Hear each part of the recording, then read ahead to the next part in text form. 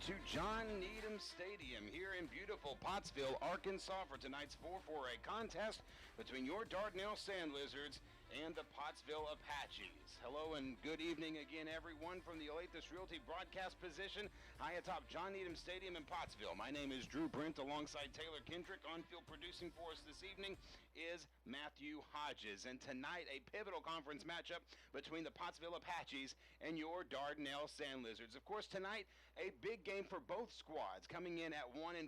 Hard-fought battles in defeat tonight, folks. And I know that both teams are gunning for their first win of the year. I'm joined now by Taylor Kendrick, who is, as always, my broadcast partner. And TK, you're looking at a Pottsville team that, yes, while they are 1-4, it's a bit of a deceptive 1-4. Several close losses that could have easily gone the other way. And tonight they're looking at a Dardanelle team who is in the same spot. Really could be 2-3 or even at 500 with just a couple of balls going your way.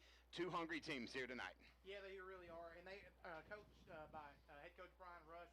He definitely has a pack of junkyard dogs here tonight. They are hard-nosed, just right at you football. They're really well known for the dead tee. They've been running this for years.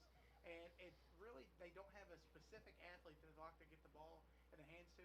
They really like to spread the ball around, kind of get you in motion going one way, and then run the veer, run the power sweep back the other way. It's really technical, sound bunch of offense tonight that we're going to see from the Apaches. And these two teams, they're familiar with one another.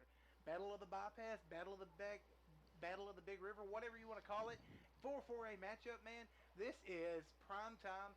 I couldn't ask to be anywhere else. This is a fantastic matchup. Absolutely, it's a fantastic matchup. One of the things that I think that is going to be key for all squads involved is the health of all players. One thing that has tormented your Dardanelle Sand Lizards over the first 5 games has been injuries. No matter where we turned, it seems like this squad has been banged up. They're hoping to have everybody healthy tonight and keep everybody that way because the schedule does not get any easier with Fordyce, Mena, Dover, and Waldron to close out the rest of this season.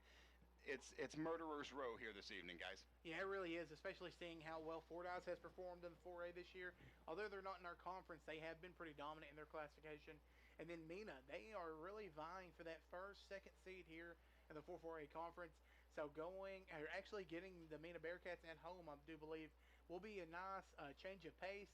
But still, it's going to be a bloodthirsty matchup. But it all starts here tonight. And like you said, these two teams know each other, and they faced similar opponents last week. Dardanelle did come up just a hair short against Lamar the week prior. Pottsville did the same thing. So these teams know what the other ones want to do, and so it's really about who is technically sound and what team is going to have their seniors and underclassmen really step up and fill the void tonight.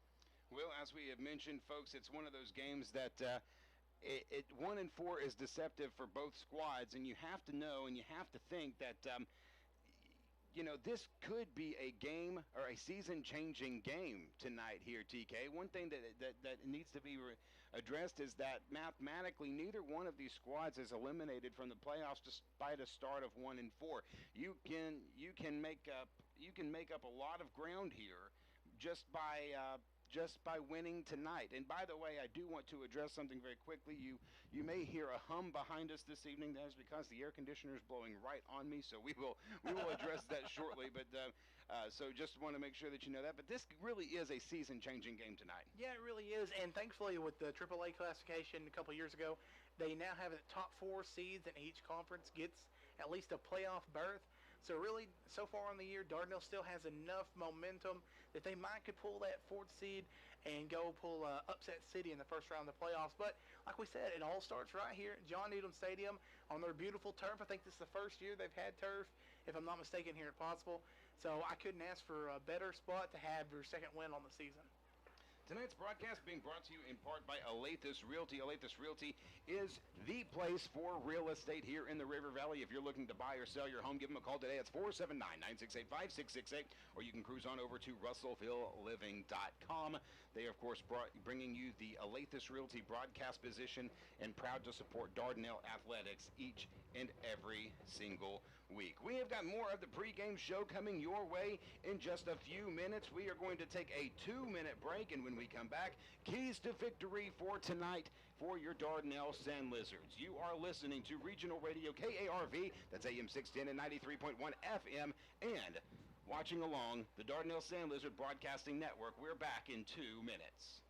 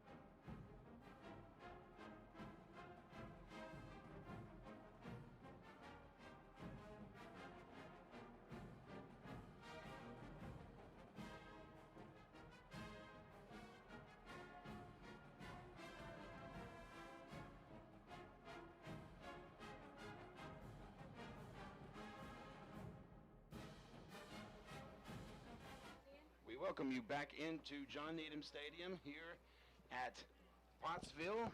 Drew Brent alongside Taylor Kendrick and also Matt Hodges on the field. We are coming along the pregame show here tonight as your Dardanelle Sand Lizards are taking on the 1-4 Pottsville Apaches. And again, as we mentioned, both those records fairly deceptive tonight as both squads looking for their second win of the season, first conference win for the Dardanelle Sand Lizards. So we welcome TK back into the broadcast area. TK, I mean, we've talked about it over and over again, it seems like this year. The miscues seem to be the big issue for both of these squads, but particularly for Dardanelle. If you were Coach Vega this week and you saw the miscues that were happening across the games over the last few weeks, what were you telling your team?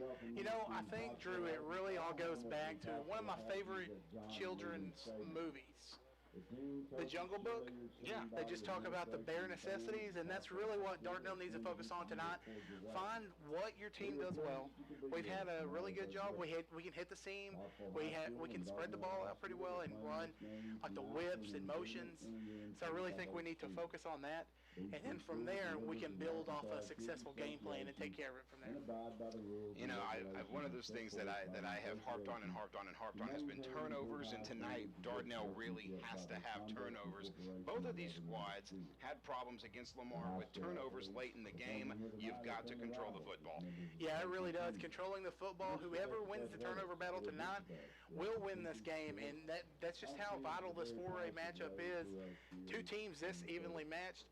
It's really going to come down to the turnover, like you said, and then the final key to the game, special teams. We've said it all year, and Dardanelle special teams has absolutely killed them in some games, and we just can't let it be an issue tonight. And so we really hope we're 100% sound on that, know what your job is on the special teams, and then really play that field position game. Really get them back down the field. Don't let them get up the field and get good starting field position. We've talked a lot about these seniors who have really stepped up as far as leadership goes. done a great job both on and off the field for this squad. One of them that we have talked about a lot this week and this year in total, Asher Hodges, and no, that's not nepotism. He's really had a great game. But one guy that you mentioned last week who is not a senior was Zane Rose. We will talk about him right after this. We've got a moment of silence happening here in Pottsville, so we will take a 2-minute timeout, and when we come back, talking about Zane Rose and key players, you're listening to the Sand Lizard Broadcasting Network. We're back in 2 minutes.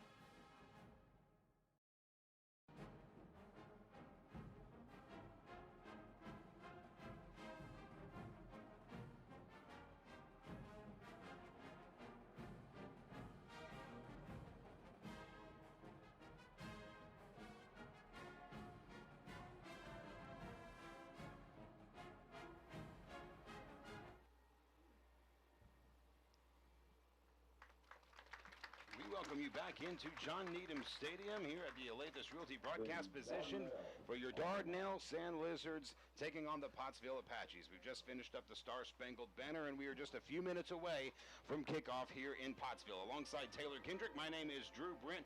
TK, before the break, we were talking about some key players in this ball game tonight. One of those players that we were talking about last week that really hasn't gotten a lot of love, but was Player of the Week this week, Mr. Zane Rose. Done a great job for us. Yeah, he really did a fantastic job last night. The roster I had printed out didn't even have him on it, but he was all over the field.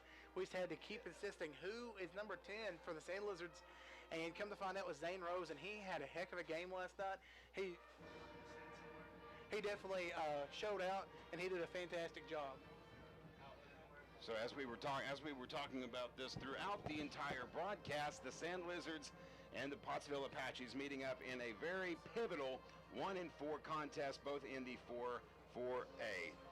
TK, I'm going to let you take over for the next 3 minutes. Sand Lizards and the Apaches kick off in 9 minutes. Hey, thank you very much, Drew. We got a very special guest with us tonight. As you all know, the Battle of the the Battle of the Big River, is a very big matchup between Dardanelle and Pottsville, and it's sponsored by none other than Moore and Company Realtors. And with us tonight, we have Caleb Moore. Hey, nice to be here, guys. Thank you so much. Yes, sir, Caleb. So, do you have a certain side of the rivalry you like to lean towards? Or? Well, we have some deep roots in Pottsville, I'm not going to lie. I graduated in 05, and my brother in 09, and my wife graduated with me, so we have some deep roots in Pottsville. However, we have some deep roots in Dardanelle, too, on that side of the river, too. My family started over on that side of the river and then came over here. So we love this rivalry. Was big when Jay and I were in school, and two good schools. But, hey, for the most part, it has been one-sided since we started this rivalry. It's been one-sided Dardanelle. It's been good, though. We've enjoyed it. Yeah, it really has. And y'all have been sponsored for the Battle of the Big River for several years now. How long has that been? Let's see here. That has been, man, probably 6 or 7 years now that we've been doing it. I think I could just go back and say, how long is the winning streak of Dardanelle in this game? And I can tell you that's how long we've been doing it for the most part. But it's been good. I think it's been good to get to meet new people in the community and just give back a little bit in both communities. And it's Coach Vega, good guy. He always pokes and prods me a little bit. That's fun. Coach Russ, we know Coach Russ very well. So good schools, good game. Hopefully tonight. Yeah, for sure. So sponsoring this rivalry is a big deal. So what's it mean to you to give back to the community in a way like this? Well, it's great. We wouldn't be where we are as a company without the community, and we've got support over the years. We started in '99, and Dad started it, and then we have grown, and it's all because of community support. And that's on both sides of the river, and so we appreciate that. We're now in Clarksville and Ozark, Morrilton, and Conway. And so we've grown, and it's all because of the support of the community. So this is one way that we can give back. Also, we enjoy football so much, so it's just a fun way that we can do this and give back. Right now, we're doing hamburgers and stuff for the Pottsville side, and we've given T-shirts to both sides for free and let them sell however they want. And the trophy is on its way, and so we're excited about it, man. It's just fun. $500 for the winning team, which has been. We've just write the check to Dardanelle for the last couple of years at $500, but it's been fun, just a way to give back. Well, that's great to hear, and as a Dardanelle alum, I hope it comes back on the side of the river as well. I understand that. I get that. It's been sitting there for the last several years, and no reason to think it wouldn't tonight either. So, talk a little bit about the trophy. What's it look like? How big is it? Do you know any specifics on it? Yeah, well, it's huge. That's all I know. It's heavy. I don't have the dimensions or anything, but it is. When we went to the trophy company, we said, what's the biggest one you got? And they said this one. I said, we'll take it. And so they had special. It's Dardanelle and Pottsville on it, and there's little tabs with how bad Dardanelle's beat Pottsville last couple years on it. So it's tabbed every year. So it's a running thing, but it's fun.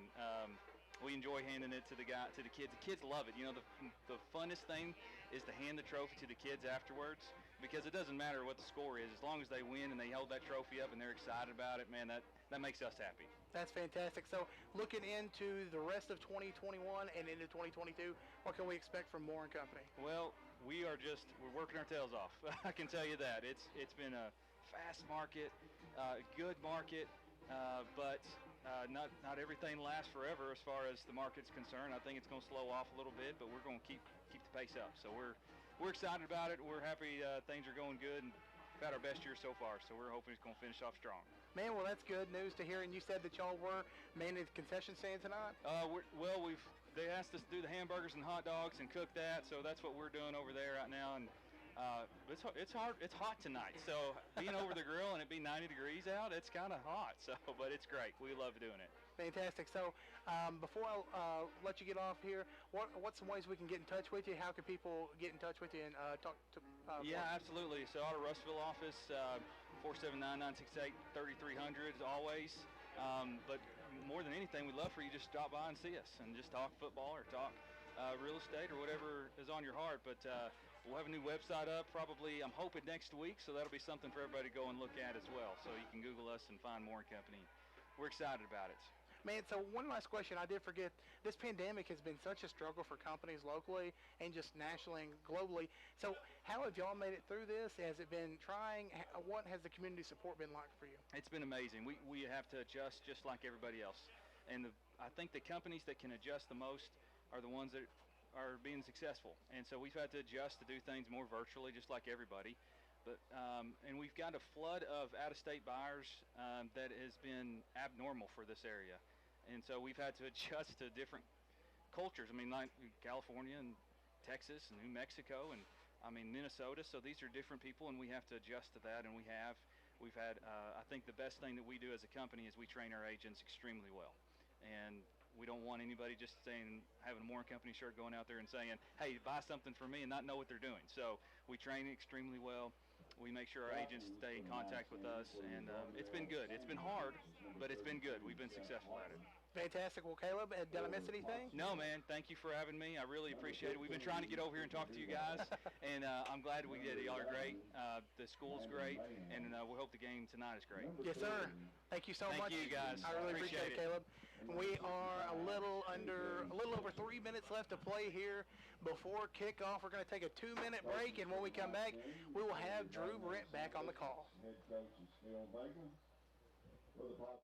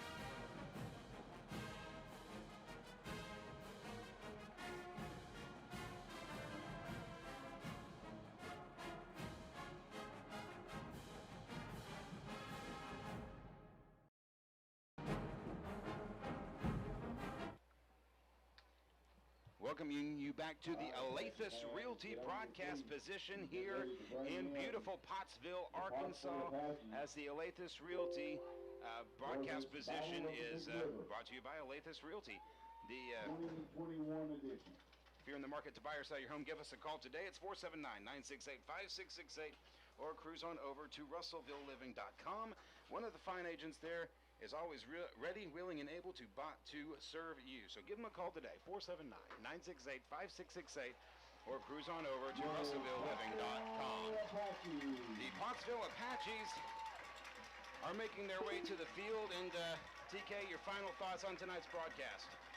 Man, Drew, I think it's going to be a heated matchup. The stands are definitely packed between both schools. And like I said, Pottsville-Dardanelle is always such a fun rivalry. It didn't go our way very much in high school, but it has in Dardanelle's way these past couple years, as Caleb mentioned earlier. So I just look for a clean, fun, safe game tonight, and hopefully with a Sea Lizard victory to take back down 247. We're about 3 seconds away from kickoff here, and that's going to be brought to you by Benny's Barbershop. Benny's Barbershop is... Hey, listen, if you want that California haircut for that Dardanelle price, you got to go see our buddies over at Benny's Barbershop. Despite the fact that they give me all kinds of mess for, being really bald. What? I know. Are you bald? I didn't think I was bald. I thought that was just a moon in the booth with me. I didn't know you were bald. Delete your account. All right. Hey, if you want to go by and see our friends over at Benny's Barbershop, you got to hit them with that address, TK. 104 Quay Street, Dardanelle, America, the better side of the river, if you will. Go down there and see Benny and Jana. They'll give you the best haircut this side of the Mississippi at California Haircut and a Dardanelle price. Go on, tell them Drew, Taylor, and Matt sent you, and grab a cup of coffee and chat with them a while. Hey, we need to say a big special thank you to the Dardanelle Information Technology Department. If you are watching the stream this evening, you're seeing just some of the fancy new graphics that we've got. There's more of that where that came from, but we're just learning this thing, and we want to keep it fairly simple. So a big thank you to John Nathan George, Drew Laughinghouse, and all the folks over there. I think Tyler did a whole bunch of work to try to make this thing work this evening. So we appreciate those folks and all the stuff that they do to make Sand Lizard football even better than it already is. The kickoff is going to be to the Apaches. The Sand Lizards are going to kick it away to open the ball game this evening. And so we await that kick. And we are underway here at John Needham Stadium. The kick is high and away, fielded around the 10-yard line, 15, close to the 20. He's going to make a move inside the 22-yard line.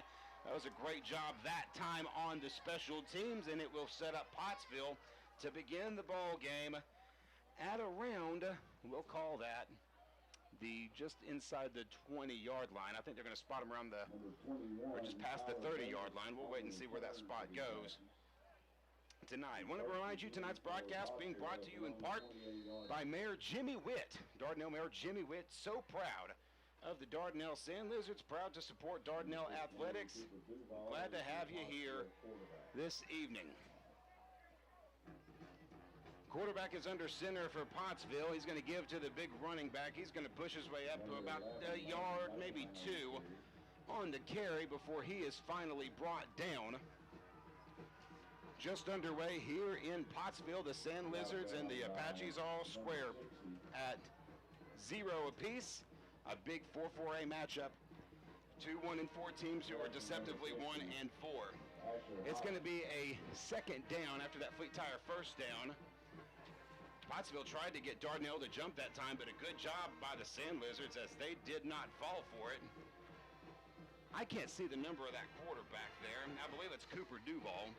15. Yeah, it's Cooper Duval. He's rolling right. He's under pressure. He's going to stiff arm, but he's going to get knocked out of bounds. He may lose a yard depending on that spot. But Cooper Duval was he was blown up right before that play even really got started. Yeah, he was. It looked like it may have been a broken play. It looked like he opened to the left, expecting his fullback come down on the left side of the line of scrimmage, but his back went the opposite way, so he just kind of left holding the ball. So he did the best he could. And there wasn't much doing thanks to that Dardanelle defense. 3rd and long set up here. That second down was brought to you by A Better Way Realty. Realty done a better way. They said that he lost about 2 yards that time, so Duval's going to go back under center. Caleb Metcalf is the running back.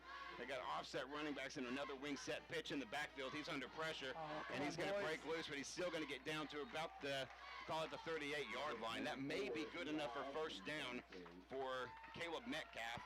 And I think they're going to go ahead and spot him for the first down so they convert the 3rd and long. And one of the things that we talked about last week, TK, was, hey, you've got to convert those 3rd downs both on offense and defense, and couldn't quite make that happen this night.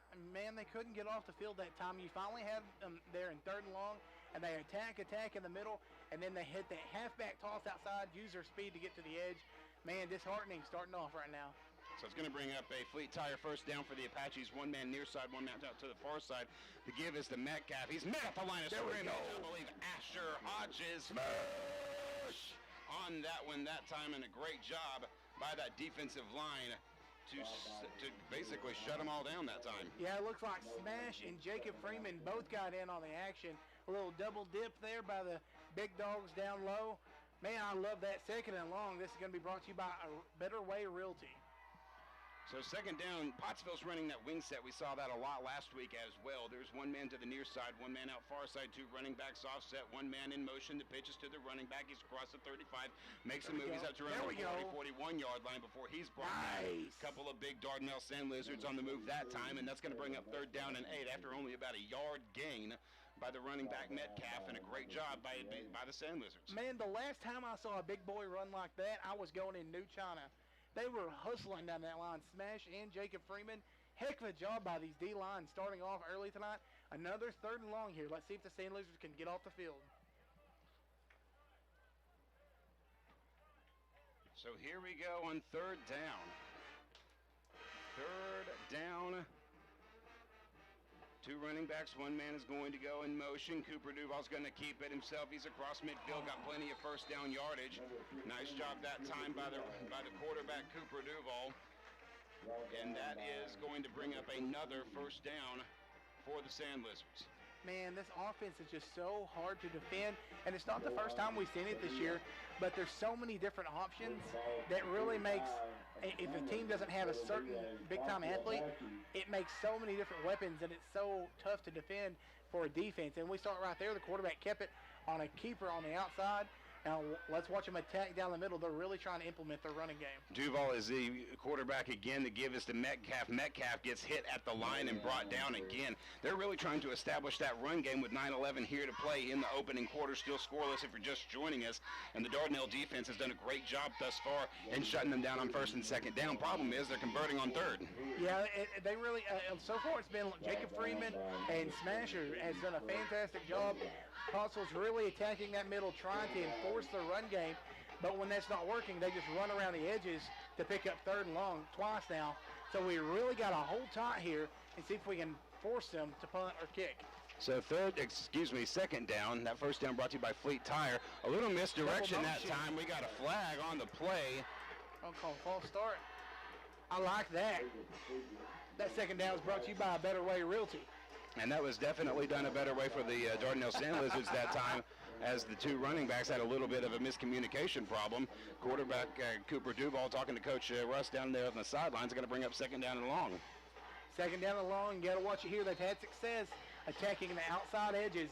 They're really we're losing contain on the outside. Really got to fight down the line of scrimmage and at least run them out of bounds. Don't let them pick up the first down here. Four down lineman for the Sand Lizards. Duval's going to give to the running back on the end around. He's going to get up to around back to the original line of scrimmage, and there was nothing doing that time. I believe that may have been Logan Crow on the stop that time, and that was a great play. That was nice assignment sound football there by Logan Crow. They tried to suck him outside with that halfback trying to run that fake halfback toss, but they run that fullback right down the middle, and he slid down and filled that gap, was able to make that tackle. Nice job there by Crow. So here we go again, third down and long. 8:05 to play here in this first quarter. Still scoreless. Pottsville moving. They're just inside Dardanelle territory. Trips on the near side. One man out far side. Cooper Duval is in under center. He's going to keep it himself. He's going to pitch. It's a high pitch, but it's a good one. It's going to be first down yardage and more. He's at the 25, up outside the 21-yard line before he's finally brought down. That time it was the running back, Caleb Metcalf, the 5'10". Looks like he's a senior, but I mean, that gentleman right there had a nice big run on third down, and it was a perfectly timed pitch with 7:50 to play in the first quarter. Man, that option is hard to defend, and we saw the two other third down conversions earlier. They attacked the outside edges, and that's exactly what they're doing. They ran to the strong side of the field with plenty of grass, and they could have been running for days there. Twins near side, Duval's under center again. One man in the backfield, and it's an ace-set formation as the give is to Metcalf again. He's going to once again be met violently by the Dardanelle Sand Lizard defensive front, and it seems like this first and second down, the first down brought to you by Fleet Tire, by the way, first and second down have been great for the Sand Lizards, just can't make it move on third down. They got about 2 yards on that play, which is about right. That's what the trend has been for the Sand Lizards thus far, and what they give up on first down to bring up second down and 8. Man, it is so disheartening to have that three third down conversions so far, third and long conversions so far on this drive. Really need to step up on the second and long here and get a stop and force another third and long and just try to convert. Another ace-set formation as Duval is under center. One man goes in motion. Check that. That's a wing set on the outside. The running back goes right through the middle. That's a touchdown. Pottsville just rolls right through. And I didn't quite catch who that was that time. It was Eli Adkins on that stop, and Eli Adkins scores for the Apaches. Man, that's rough. We saw they were attacking the edges. They finally decided that they got Dardanelle spread out enough, and they hit Dardanelle's B gap on the left side, and he was able to take it the distance and score first blood tonight. So, man, rough start, but Dardanelle shown they can stop them on first and second down. We just have to stop them on that third down. Field goal is up, extra point I should say, is up, and it is good. So there it is. Pottsville draws first blood here at John Needham Stadium. Pottsville leads 7-0 as we take a short timeout. We are back in 30 seconds here on the Dardanelle Sand Lizard Broadcasting Network and on KARV. We're back in 30.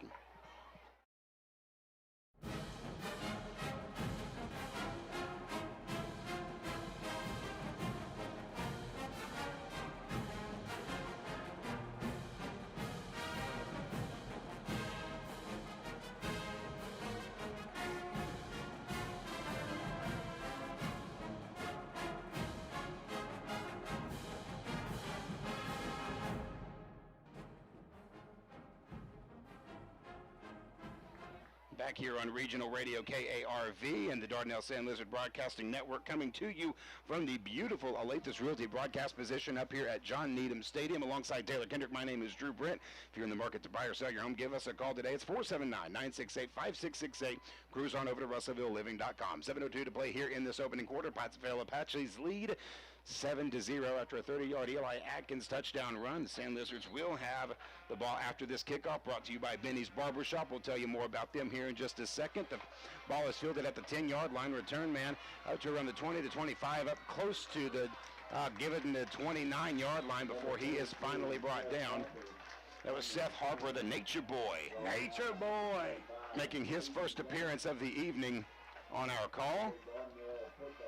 And the Sand Lizards will have the football to start their first possession of the game. And you got to think, TK, with a strong opening possession like that for the Apaches, Dardanelle really needs to answer back to keep momentum alive anyway. Yeah, that's definite, especially here on the road. For a matchup, you're a team that they each know. A stadium's packed, you really need to answer, at least show that you can drive the ball down the field somewhat to keep the momentum at bay. And it is a packed stadium as Vega takes the football in the shotgun set. He's going to take it himself, and he's going to get wrangled up behind the line of scrimmage. He loses two before he gets brought down. Drew Vega has been a young man who, when I was talking to Steve Glenn, of course, he is the play-by-play broadcaster for the Pottsville Apaches over on our sister station, 100.9 KWKK. One thing that he mentioned to us is that the defense of Pottsville had a hard time stopping running quarterbacks. So you have to know that Coach Russ was talking about Drew Vega and that backfield of Dardanelle all week long as we bring up a second down and long situation. We'll tell you about that sponsor in a few minutes. Trips near side, one man out far side. Check that. That's 5 wide as one man goes in motion. It's Harper. They lose the football. Ball's down. Pottsville's got it. Was recovered by the Apaches.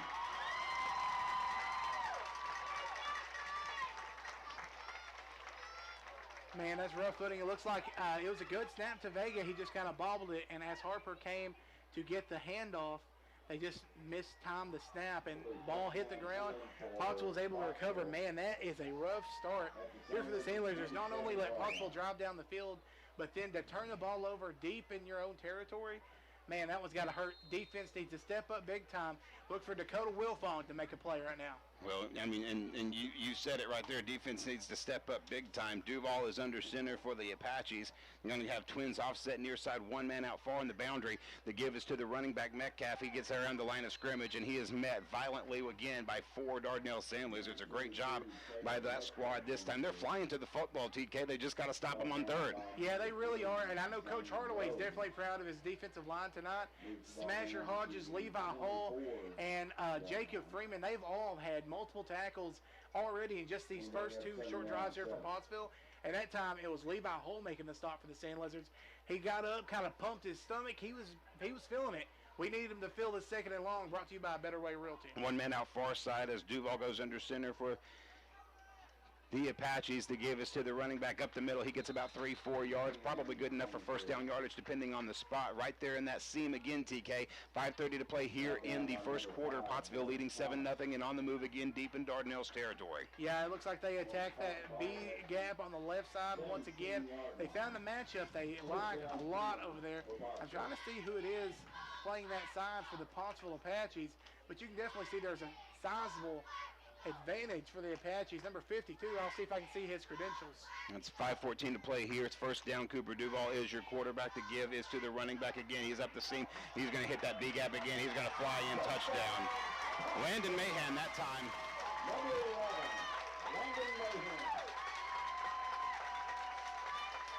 11, Landon Mayhem. Landon Mayhem scores for the Apaches after that turnover, and a costly turnover it has turned out to be there, TK. Man, that is just the worst start you can imagine, especially trying to get a conference win on the road against a 1-4 opponent that you think that you can match up with. You can't start the game this way. Down 14-0. Man, we really need to try to recover. It's going to get ugly quick. So with 5:05 to play here in the first quarter, Pottsville leads 14-0. We will take a 30-second timeout. We'll be back after this. You're listening to Dardanelle Sand Lizard Football on the Sand Lizard Broadcasting Network.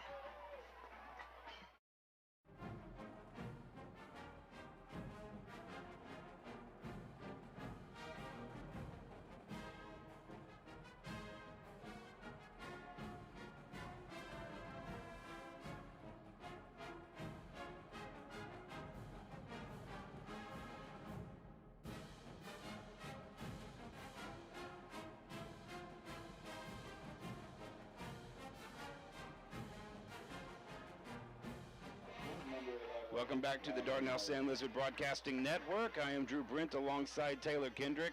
Matthew Hodges on the field this evening, producing and on the board back at Regional Radio KARV, the living legend, the man himself, Johnny Story, taking care of Dardanelle football tonight. We appreciate him very, very much. It's 5:05 to play here in this opening quarter. Pottsville leading 14-0 from John Needham Stadium. We are high atop the Olathe Realty broadcast position. This kickoff brought to you by Benny's Barbershop, by that California haircut at a Dardanelle price. The kickoff return was bobbled after two guys from the Sand Lizard squad did not communicate. The ball landed on the ground, but thankfully the Nature Boy was there to recover, and so the ball will be spotted just inside the 25-yard line for the Lizards to begin their second possession rather. And TK, as I try to spit that out, that could have been devastating. Yeah, him being the Nature Boy, instead of woo, I'm saying woo. The Sand Lizards avoided a meltdown on that recovery right there. Really hope we can at least get a first down, and just drive the ball down the field, kill some time on the clock, give your defense a rest. Vega on the quick pass, he gets it out to his man who's going to cross the original line of scrimmage. That was number 3, Zane Rose. Excuse me, number 10, Zane Rose. We may have had a couple of number changes tonight, but just regardless, Rose on the reception that time. No yards for the first down, which was brought to you by Fleet Tire. It's going to bring up second down. Number 3 is Jordan Branson. I bet they have the wrong roster. Remember, his jersey got cut off Charles. Oh yeah, you know what? You're right. Twins out near side, twins out far side. Vega looking. He's under pressure. He's going to cut up the seam again. He's trying to find a long ball. He's got his man, Blake Thomas. Oh, man. Blake Thomas had his man beat, but just could not quite get there. Drew Vega threw a pretty ball, but just a little bit of heat on. It's going to bring up third down. I like that call, TK. I love it. And we've been saying, move the ball down the field. I'll take a shot down the field all day. It went through his hands, but who's to say we don't come right back to that? That was a beautiful pass, and I would love to see more of that, because more times than not, Blake Thomas is going to catch that, and he would still be trucking down this field. And that also shows you, too, Vega, we've talked about the legs of Vega, but, man, he's got an arm on him, too.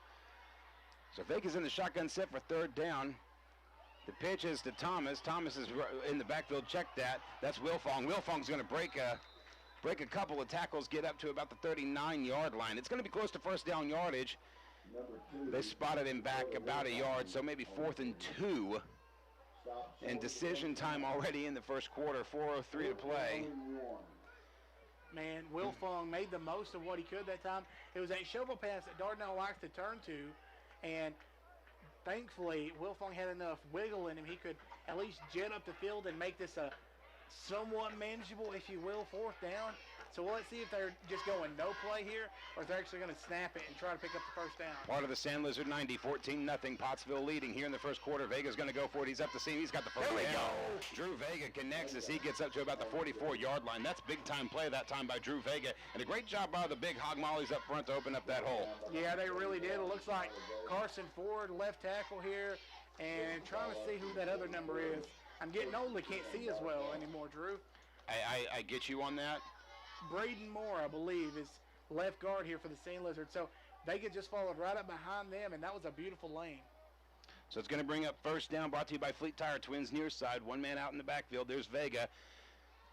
He's going to take it himself. He gets across the line of scrimmage, and no further than that. It's going to be a long second down. I understand what they were trying to do that time, but that Pottsville line just swallowed him up. Yeah, they really did. Looks like we tried the same play to the right side, trying to use Vega's speed to get out to that open field, but Pottsville was really looking for it. And I'm getting some notification here from the guru up top. He's the eye in the sky tonight. He said number 12 for Pottsville is quarterback spy on Vega. That means he's going to shadow him all night and try to keep him in contain. So we'll see how well that's going. It's basically just a one-set man-to-man coverage, really. Trips near side. 2 men out to the far side. Vega is in the shotgun set. He's going to bring Wilfong in motion. He's going to keep it himself. He's going to break loose around the midfield, and he still gets up to about the 41-yard line of the Apaches. Great job that time by the Dardanelle defensive line and by and by Drew Vega himself bringing up that first down. Yeah, that was really nice. He showed that little middle wiggle right there. He could just fit through a tiny window. You know, when you get locked out when you're a kid and your parents make you crawl through the window, that's exactly what Vega was doing right there to the defense. Nice job picking up that first down. 2:12 to play here in this first quarter. Pottsville leading 14-0. Trips out far side, one man near side. Vega's in the shotgun set. Running back goes in motion. That is Branson. Vega back to pass, looking across the middle. Incomplete. Looking for Thomas again. Could not quite get there. Looked like Pottsville had a zone coverage on him, but I still think he could have had that ball. Just a little bit too much lightning on it. Yeah, a little bit too much lightning and not enough smoke on it. Hit Blake Thomas right there in the hands. I bet Thomas wants that one back. It wouldn't have been for much gain, but man, Vega had that three-step drop and then threw a laser right there to Thomas. That was a beauty. I'm liking these pass plays one time or another tonight. We're going to hit one for a long play, and I cannot wait. It's going to bring up a second down for the Sand Lizards. Vega is in the shotgun set. The pitch is to Branson. Branson's going on the outside. He's across the 40 up to the 35. There we go. On yardage by Jordan Branson. Hey, now this is the kind of offense that we knew that we could run, and a great job that time by Branson, and Dardanelle has another first down. That was fantastic. Before we go too far, that second down was brought to you by A Better Way Realty. And so far, Dardanelle's offense this drive has definitely been a better way, and I'm looking forward to this. Run to the edge, and then trying to dump something over the top, hit Blake Thomas, give him another chance to get that ball in the end zone.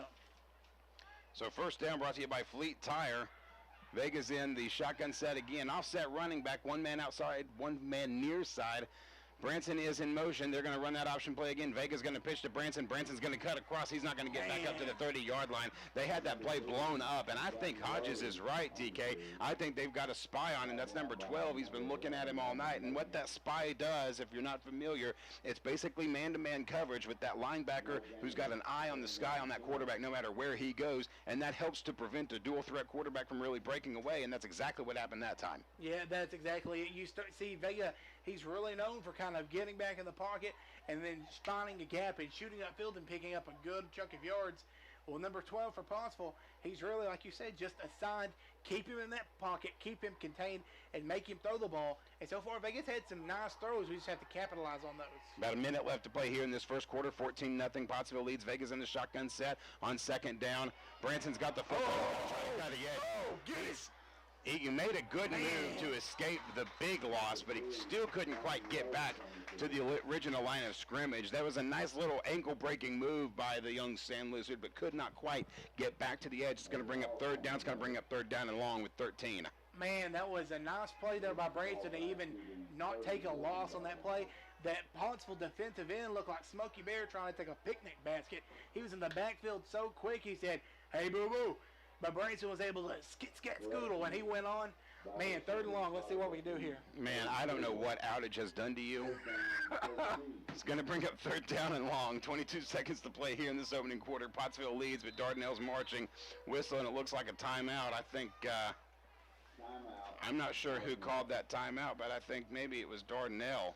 You are correct. Just a reminder, ladies and gentlemen, that Moore and Company. So a timeout on the field. We're going to keep it right here. 17 seconds to play here in this first quarter. Pottsville leading 14-0. Want to remind you tonight's broadcast being brought to you by Benny's Barber Shop. For that California haircut at a Dardanelle price, you got to go see our friends at Benny's Barber Shop. Hit them with that address, TK. 104 Quay Street, Dardanelle, America. Go by and see Benny and Janet. Tell them that we sent you. Grab a cup of coffee. Let him snip your hairs. Or just tell a tale. Benny, he'll give you the best haircut this side of Mississippi. So we're looking at this from the angle of what does Dardanelle need to do here. It's going to, when we resume play, it'll be third down and 13. 17 seconds to play here in this first quarter. Pottsville already leading 14-0. TK, in my mind, you've got to answer here. Yeah, you've got to answer. And what I'm thinking Dardanelle might do, we've had a lot of success with Logan Crow up the seam on that right seam, usually about this distance, about this neck of the woods in the on the field. So watch for Logan Crow trying to hit up that seam and get that linebacker matchup that Dardanelle wants to hit and see if Vega can hit him. So third and 13. Ball is spotted on the Pottsville 34. 17 seconds to play here in the quarter. Pottsville leading 14-0, but Dardanelle marching on third down. Vegas in the shotgun set, one man near side. Tight ends reversing position with one man on the far side. Offset running back in the shotgun set in the back. It's a transfer. Oh, my goodness. Little trickeration. Vega going. And he's in. Overthrown him, he had it there. Little gadget play that time, a double reverse into a almost like a flea flicker kind of a situation. Vega had Thomas wide open and could not quite get there. It's going to bring up fourth down. Man, I like the play call. I almost like all the execution. He could have just pulled back that about maybe 2 or 3 yards and just hit Blake, let him fall down with it. He didn't have to lead him on that throw. But man, that was a thing of beauty if we'd have converted there. 11 seconds to play here in this first quarter. It's 4th and 13. The Sand Lizards going to go for it on the Pottsville 34-yard line. 4 seconds on the play clock. Vega takes the snap. He's looking, trying to find some help. He's hit as he throws, and it's incomplete. And Pottsville will take the football on a turnover on downs after a failed fourth down conversion by the Sand Lizards. And, you know, I'll tell you something, TK. I don't think that there's any reason to change your game plan right now. I really don't. No, you're really not. You showed that you could drive down the field here on Pottsville. You kind of shot yourself in the foot, a couple drops, but you showed that you can move on this Pottsville defense. You said the key word a while ago, turnover on downs. We need a turnover or at least a turnover on downs here against Pottsville. Do not let them get any more points on the board. And this will likely be the final play of the first quarter with 7 seconds to play. Pottsville leading. Duval's under center. And running back in the backfield. He dropped it, and he's hit in the backfield. Cooper Duval saved what could have been a disastrous play for the Apaches, and that is going to do it for your first quarter. The Dardanelle Sand Lizards have some making up to do as the Pottsville Apaches lead your Sand Lizards here. John Needham Stadium by a score of 14-0 at the end of the first quarter. We are going to take a 30-second timeout. When we come back, we'll have the second quarter for you. You were listening to the Dardanelle Sand Lizard Radio Network. We're back in 30 seconds.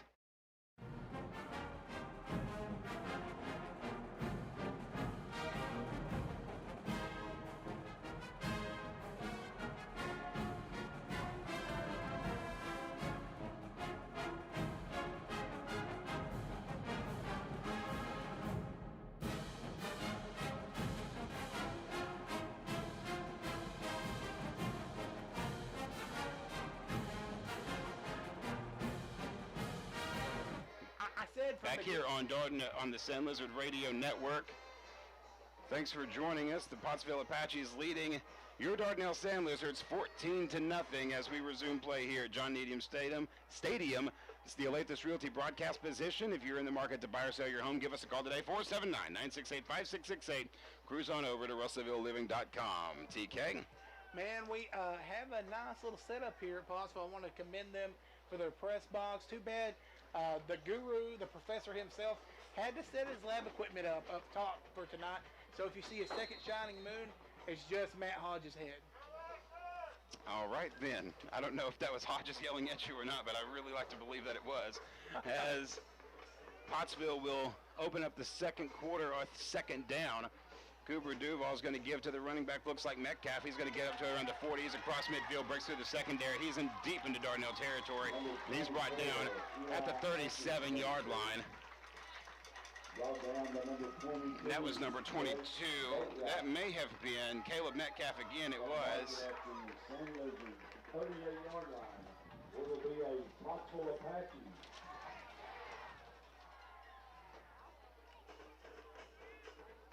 It's going to bring up a Fleet Tire first down, 11:50 to play here in the first half. Pottsville leading 14-0. Cooper Duval in the A set under center. The give is to the running back again, and he is met at the line of scrimmage. Maybe gets 2 yards after that, and it'll bring up second down.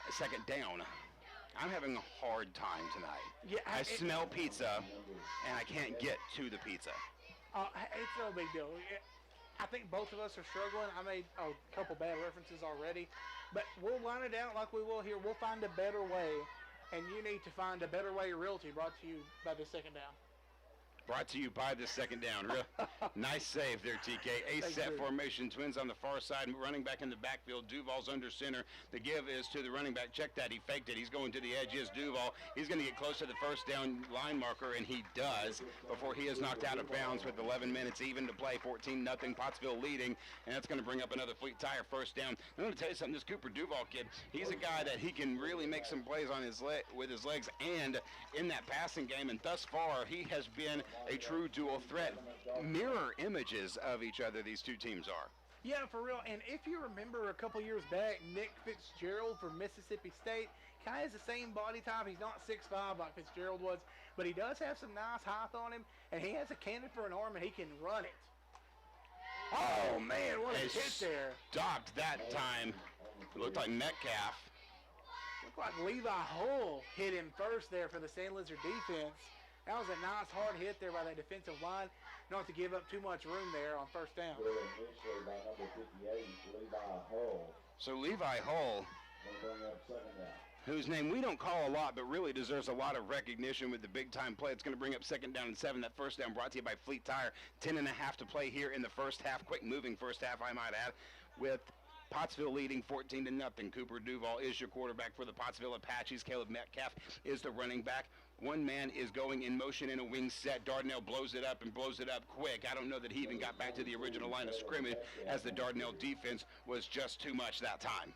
Man, that Dardanelle defense, especially that front seven for Dardanelle, that defensive line and linebacker crew, looks like Dakota Wilfunk on the tackle that time, have really played a pretty solid ball game. They just let a couple gaps be open, and that's what Pottsville has capitalized on. They've hit it twice down deep in the red zone. They're getting close here. They're still out of the red zone right now, but maybe we can hold them here. Third and about medium.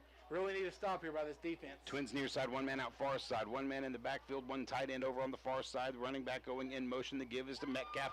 He's going to go up to around the 15-yard line. Check that. That is Landon Mayhem. Brought down by number 10. Landon Mahan had the big run on the 20-yard touchdown on the last Pottsville touchdown that time. And so that's going to bring up a first down and 10 on the 15 situation there, TK. Man, that is rough. That's the exact same gap they've attacked twice now for a touchdown. It looks like Carson Ford is in the game for the Sand Lizards, playing that gap now. Let's see if he can fill that void. First down and 10 for the Apaches. Duval's going to keep it himself. He's going to break that gap. He's actually tripped up. It looked like he was maybe trying to find that same seam he's found all game long, but that time the Sand Lizard defense was ready for it. He did get a little bit of yardage, maybe 4 or 5 yards. It's going to bring up second down after that Fleet Tire first down, but he was trying to break away just as he has a couple of different times, and the linebacking core stopped him. Yeah, the linebackers really did a solid job that time. He was really trying to get on the edge and just trying to find that gap, shoot it to the end zone. Wasn't much doing there. Second down and medium. Man, I really hope we can get a turnover here, but at least at the bare minimum, a stop completely. 8.5 to play here in the first half. Pottsville leading 14-0, driving deep in Dardanelle's territory as the give is to the big, looks like running back Landon Mahan. He gets a yard, maybe 2, depending on the spot. Can't quite tell from this angle, but regardless, he does get positive yardage, and it's going to bring up third down. They gave him 2, so third down and 4 with 8.5 to play. Check that, 8:08 to play here in this first half. Man, nice job there by Jacob Freeman. They tried that gap again. They tried to double team Freeman. But Hardaway teaches his defensive line that you sit down with the double team and fill that hole. That's exactly what he did that time. Not much doing. Third down and a short 4 maybe. So let's see if the Dardanelle defense can stop here. Duval's under center again, running back. He loses the foot. He's under pressure. He's under pressure. He makes the pitch to Metcalf, and Metcalf is beat in the backfield. The Sand Lizards do a great job of containment in the backfield, and that's going to bring up a fourth down. That was a good third down stop. Man, that was fantastic. That's exactly what we needed. Really looking for this, and maybe we could just X him here on this field goal. He can't make it. So the field goal unit's going to come out on the field. What are they, on the 10? So it's about a 27-yard field goal. Not a gimme in high school. Landon Mahan is the kicker. Snap is down. The kick is up. I think Lizard got a finger on it, but regardless, it's still good. And so the Apaches extend their lead to 17. TK. That's all right. There's still a lot of ball game left. We were down by a couple scores last week against Lamar, and we had a pretty solid comeback in that second half. It's not over. There's lots of ball game left. Let's march down the field like we've shown on that second drive here, and let's complete some of these passes. We've had our receivers open. Just hold on to the ball, give the popcorn back to Pottsville, and we're going to be all right. Speaking of popcorn, Arkansas is going to beat the brakes off of Ole Miss tomorrow. I hope everybody knows that. I cannot wait to see that. The Apaches will kick the ball here in just a few minutes. And guys, TK, one thing that I want to mention before we get to that, this forthcoming kickoff brought to you by Benny's Barbershop, our dear friends over at Benny's Barbershop. It's that best California haircut at a Dardanelle price.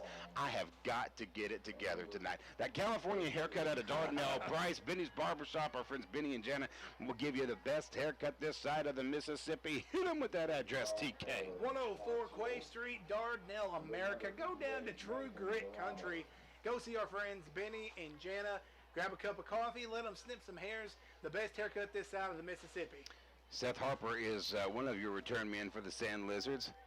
Can't tell if that's, looks like Logan Crow is back there as well. Kickoff forthcoming, brought to you by Benny's Barbershop.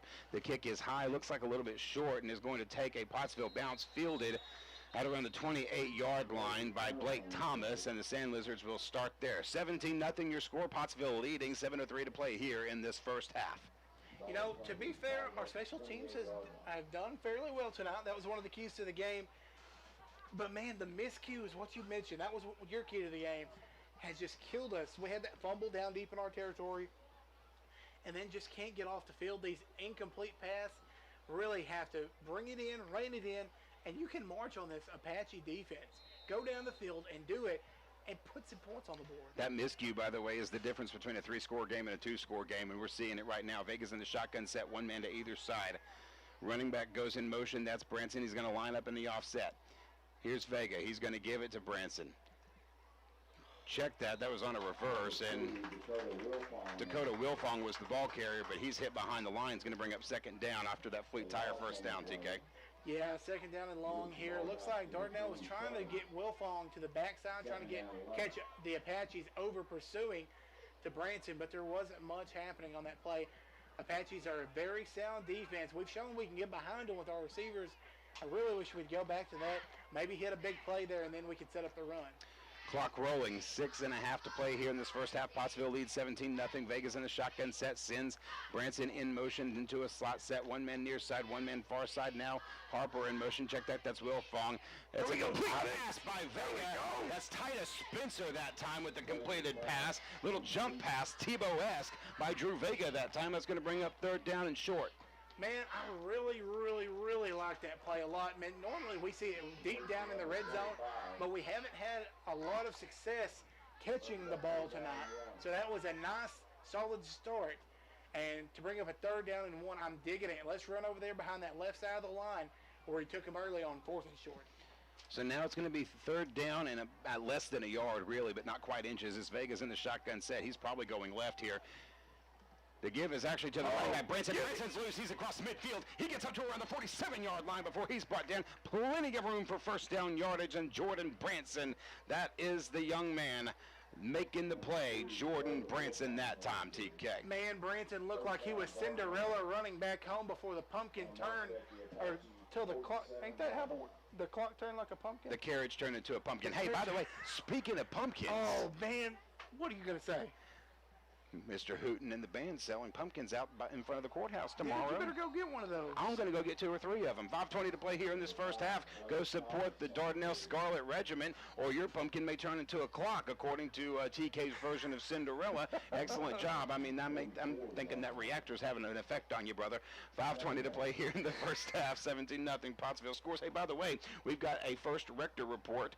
I want to mention Russellville is winning over Lake Hamilton 13-6. We'll have more of that here in just a minute as Vega with the pitch. Here on first down, Branson is going to get, I don't even think he's going to get back to the original line of scrimmage. That was second down, so it's going to bring up third down. Man, the second down was brought to you by A Better Way Realty.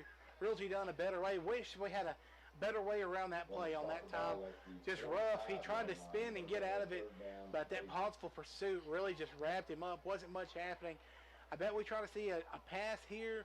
Maybe that tunnel screen they like to run up top. We have a little bit of size to the field on the top side. Twins out to the far side. That's into boundary. Here's Vega in the shotgun set. He's going to fake it. He's looking for that option, trying to find the seam. He's wiggling in and out, running east to west instead of north and south. He's going to cut up and get about 2 or 3 yards, but it's still going to bring up 4th down and long. You're inside Pottsville territory here, and a decision to be made by the Dardanelle coaching staff. As we mentioned, the Rector report, Mina knocking off Dover so far, 14-0. How about this? A shocking score in 4A. Robinson 21-0 over Nashville right now. Dang. In the first quarter, Scrapper's not feeling so scrappy. 4th down by the Sand Lizards. 1 man near side, 1 man far side. Vega's in the shotgun set alongside Branson. It's 4th down and 5. 4:03 to play here in this first half. Dardanelle trailing by 17, but in Pottsville territory. Vega on 4th down, the entire Apache line jumped. Every single one of them jumped. But I think the officials are saying that they did not cross the neutral zone, so now Dardanelle has got to spend a timeout. Dardanelle has got to spend a timeout, and man, oh man, I really thought that they had him there. Man, I have not seen anyone jump that bad, and since my alarm clock went off this morning, I jumped out of bed terrified. They jumped off. They could have played the drums on Jacob Freeman's head when he's snapping the ball. That was a bad no call there by the refs. 4th down and medium. Let's see if we can pick it up here. Man, that 3rd down and long run I wasn't the biggest fan of, but maybe we can get something going right here. 4th down and long and pick up this 1st down. You know, TK, one of those things that we've talked about, it's been miscues, it's been miscues, it's been miscues. You cannot have those. And, you know, that time, Dardanelle didn't have the miscue. I really thought Pottsville did, but they did not give them to him. And, of course, this timeout brought to you by Rockline. Rockline is doing it right. They are making, they're creating opportunities for all kinds of folks across the River Valley. Rockline, people who make it right. Man, Rockline, they're such a fabulous company. So 4th down and 5 for the Dardanelle Sand Lizards here. Vega's in the shotgun set. Twin backs in the offset. 1 man near side, 1 man far side. Branson's going in motion. Check that. That's Wilfong. Vega's going to pitch to Wilfong. He's going to get across to the 45-yard line. He's got the 1st down before he's taken out of bounds. He gets up to about the 29, and that's going to move the chains. That's a nice job by the Sand Lizards that time, and perfectly executed pitch by Vega. That was a nice play call there on 4th down and about medium. Really nice execution there by the Sand Lizards, Vega and Wilfong. It looks like Wilfong had run that finisher drill. They have it where they actually going to run out of bounds, save some time, and he runs over that Apache. I really like the finish on that drive from Wilfong. So it's going to bring up 1st down by Fleet Tire. The give is to Branson, and Branson is hit behind the line, and they just keep dragging him back. That credit where credit is due. That was a good play by Pottsville. 3.5 to play in the first half. Pottsville leading 17-0 here on this 2nd down and long. Yeah, that was a really good play there by Pottsville. Looks like number 58 there for the Apaches was able to wrap up Branson on that play. 2nd down and long. It's going to be brought to you by Better Way Realty. Well, and they actually give him forward progress, so they're actually giving him a yard. It's 2nd down and 9. The ball spotted on the 27-yard line of the Apaches. Vega's in the shotgun set, trips out far side, 1 man in the offset. Vega rolling left. He's looking to pass. He's trying to find his man deep in the end zone. It's Thomas, and it's intercepted. Intercepted around the 5-yard line, and that's where Jordan Branson's going to bring him down around the 7. Interception that time. Drew Vega on the intended receiver to Jordan Branson. Man, that was rough, and we called for it last time. We said, if you can just bring it down, let him fall into the end zone with it. Well, Vega did take some off the throw, but it was a little bit too much, and that Apache safety was there, steal the ball away. 1st down now for the Apaches right before halftime. Man, that was the deflating turnover by the Sand Lizards. Yeah, that's I mean, and you can't, you know, I liked the pass, I liked the call. You just didn't quite have enough on it, and that's where, I mean, those kinds of things happen. Yeah, it really does. So it's going to be 1st down and 10 by the Apaches. They have got the momentum on their side right now. And that's going to bring up 2nd down after the run by, I believe that was Caleb Metcalf or maybe even Landon Mahan. We'll see. I think it was Mahan on that carry. So Landon Mahan gives them 4 yards for the Apaches. That's going to bring up 2nd down. 2:39 to play here in this first half. If you're joining us on KARV, if you're watching the stream, A big shout out and big special thanks to our friends over at the Dardanelle IT department for those fancy new graphics that we've got. We're working on making even more of those happen for you. As Duval is your quarterback for the Apaches, the give is to Metcalf this time. It's going to be close to first down yardage depending on the spot. I think he actually got it that time, and the chains are going to move. 2:20 to play in the first half. Pottsville rolling right now 17-0, and they are driving with another first down. Man, that interception was such a momentum killer. Dardanelle was going to be able to score a touchdown here before half and then pick up the ball after halftime and get another touchdown there on the board. But now 17-0, and it looks like Pottsville's going to just methodically move the ball down the field, try to kill some time, and maybe even put some additional points on the board. Of course, we'll have the Off-Road Tire halftime show coming up at the break. We'll talk about the first half. We'll have an appearance by the Scarlet Regiment as Mahan takes it for Pottsville. He's going to get about 5 yards on the carry. About 52 to play in this first half. Pottsville leading 17-0. Want to remind you tonight's broadcast being brought to you by Centennial Bank. Real bankers, real people, real relationships. Centennial Bank. Thanks so much for joining us here on the Dardanelle Sand Lizard football broadcast. It's coming to you from the Olathe Realty broadcast position. If you're in the market to buy or sell your home, give them a call today, 479-968-5668. Cruise on over to RussellvilleLiving.com. 90 seconds to play here in this first half. TK 17-0, Pottsville leads. Yeah, you really would hope they've had a little bit of quarterback center mishandling tonight. Maybe another one can happen. Dardanelle can fall on it. That'd be a really nice happening right here. All right, well, they give us to the running back, and he's going to get about 4 yards that time. That was number 24. That may have been Atkins. I can't remember who that one was. That's Eli Atkins. He's the 5'8" sophomore running back, and he's a big-time performer for this Apache offense. I was going to say Atkins a little bit further down 64, but man. Boy, you've just got him rolling tonight, don't you? He'll be here all week, folks. That second down was brought to you by A Better Way Realty. 44 seconds to play here in this first half. Pottsville leading 17-0.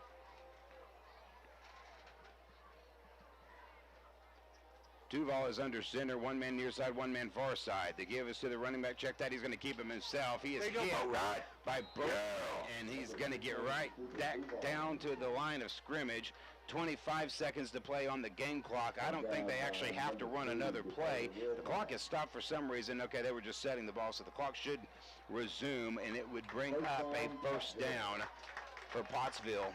And they do not have to run another play, as there's 24 seconds on the play clock, 19 seconds on the game clock, and I think they are content to go into the locker room. So it is halftime here at John Needham Stadium. The Pottsville Apaches leading your Dardanelle Sand Lizards by a score of 17-0. The Off-Road Tire halftime show is coming your way. Next, we will have highlights. We'll have the Rector Report, and we will talk about the second half. That's coming your way in 2 minutes right here on Regional Radio, KARV and the Sand Lizard Broadcasting Network. Don't go anywhere.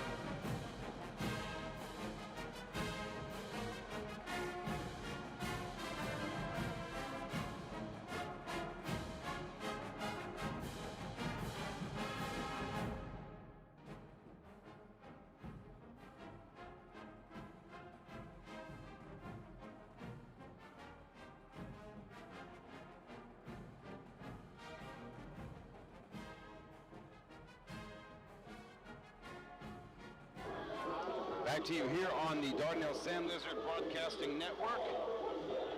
The score at halftime, 17-0. Your Sand Lizards trailing the Pottsville Apaches here tonight. As we welcome you back into the Olathe Realty broadcast position, my name is Drew Brent alongside Taylor Kendrick. Matt Hodges has stepped down from his perch high atop John Needham Stadium to discuss all things that are going on here during the Off-Road Tire halftime show. We are going to give you the Dardanelle Scarlet Regiment here in just a few moments, but TK, 17-0, a quick moving first half. It's not even 8 o'clock yet. A lot of ball movement, but unfortunately, Dardanelle had a couple of good plays that couldn't quite make it to great, and they're behind by 3 scores. Yeah, right now it has been all Pottsville tonight, and we really talked about it a lot in pregame. The miscues and the lack of communication between one another and your teammates has really set the tide tonight. Dardanelle has just really shown just a lot of mistakes, and they haven't shown a lot of pursuit to the ball as well.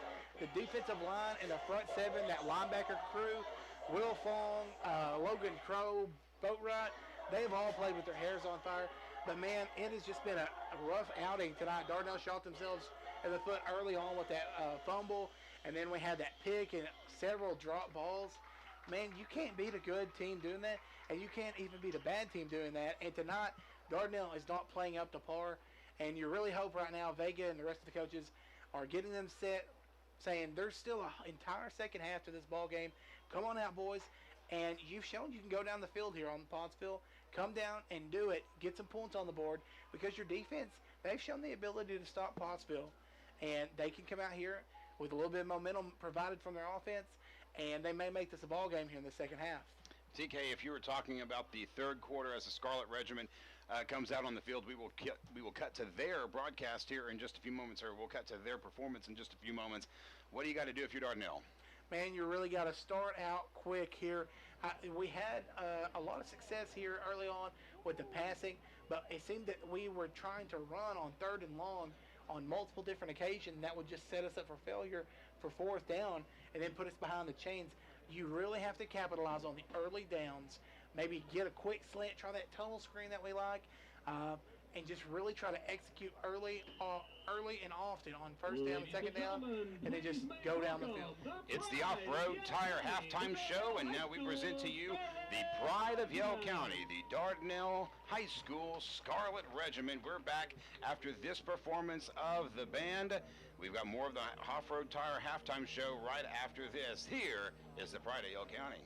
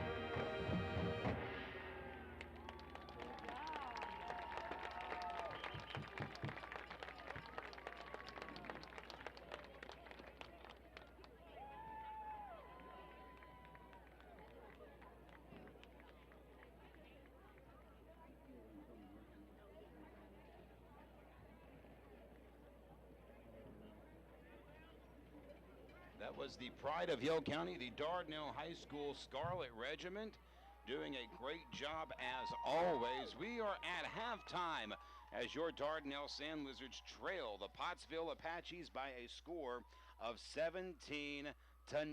We will take a 3-minute timeout. When we come back, we will have more. We will have the Rector Report and keys to the second half coming your way right after this. It's 3 minutes, and we're back here on the Sand Lizard Broadcasting Network.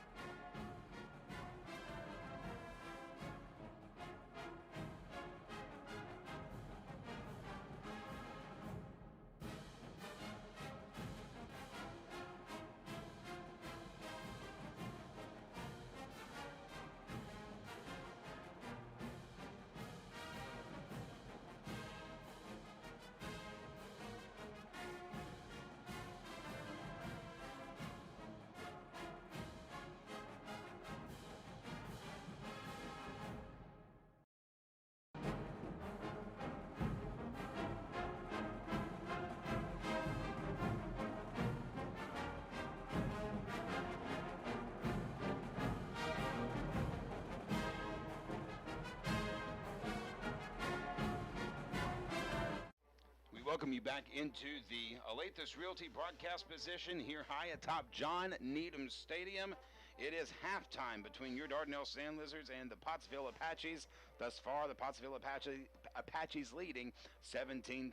If you're in the market to buy or sell your home, you need to give Alathus Realty a call at 479-968-5668 or cruise on over to RussellvilleLiving.com. We are here in the Off-Road Tire Halftime Show. Of course, that gentleman is Mr. Rector over there. And speaking of Rector, we're here with our first Rector report of the evening.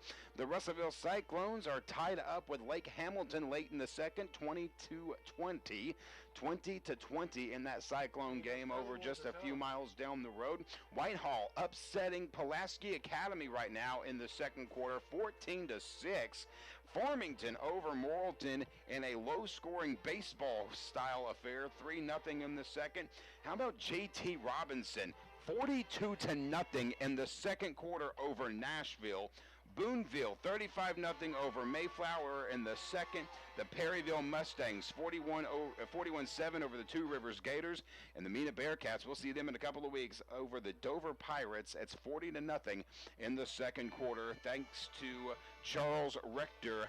The Rector Report, always a delight, and we are appreciative of him. So, guys, TK, man, I got to tell you, 17-0, and it very well could have been 17-14.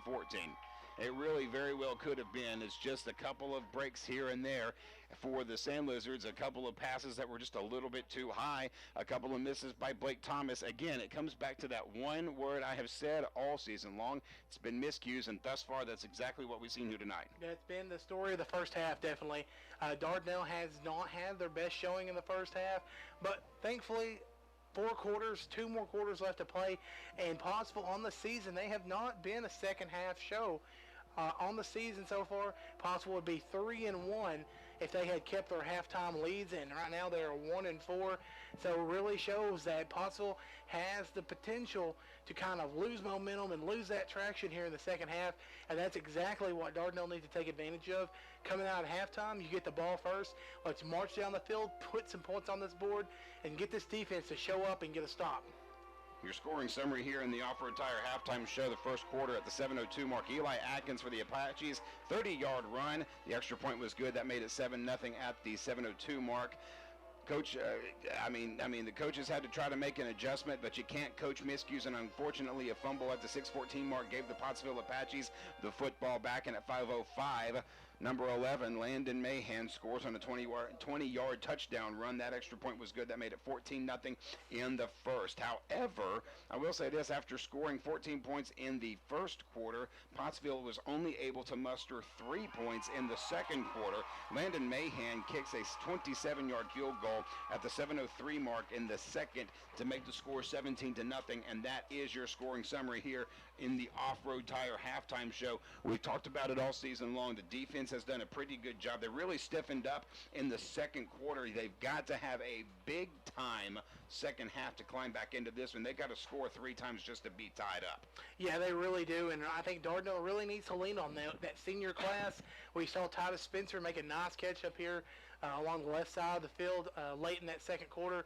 And we also seen some other seniors kind of stepping up across the board tonight. Jacob Freeman, Dakota Wilfong, Carson Ford. There's been all sorts of big plays made, but we just can't stay consistent. We have a big play, and then we'll give up a third down and long run, or we just give up a big completion, and it's just not the story of the game. We need consistency here by the team on both sides of the ball, and I'm really looking for this defensive side for the Sand Lizards to step up here, maybe force a turnover. But first things first, coming out of half, we need Vega and Sand Lizards to march right down the field, and Vega has had some opportunities. He missed Blake Thomas, then he underthrew Blake Thomas here, and it looks like he's kind of getting jittery in the pocket, but that's okay. We need to calm down at halftime. Your line has you. Just calm down, make the throw, and let's move this ball down the field. We are going to take one final 60-second timeout. We'll have the third quarter. When we come back after this, you are watching the Dardanelle Sand Lizards here on the Sand Lizard Broadcasting Network and listening on AM 610 and 93.1 FM. That's KARV Regional Radio. We are back in 60 seconds.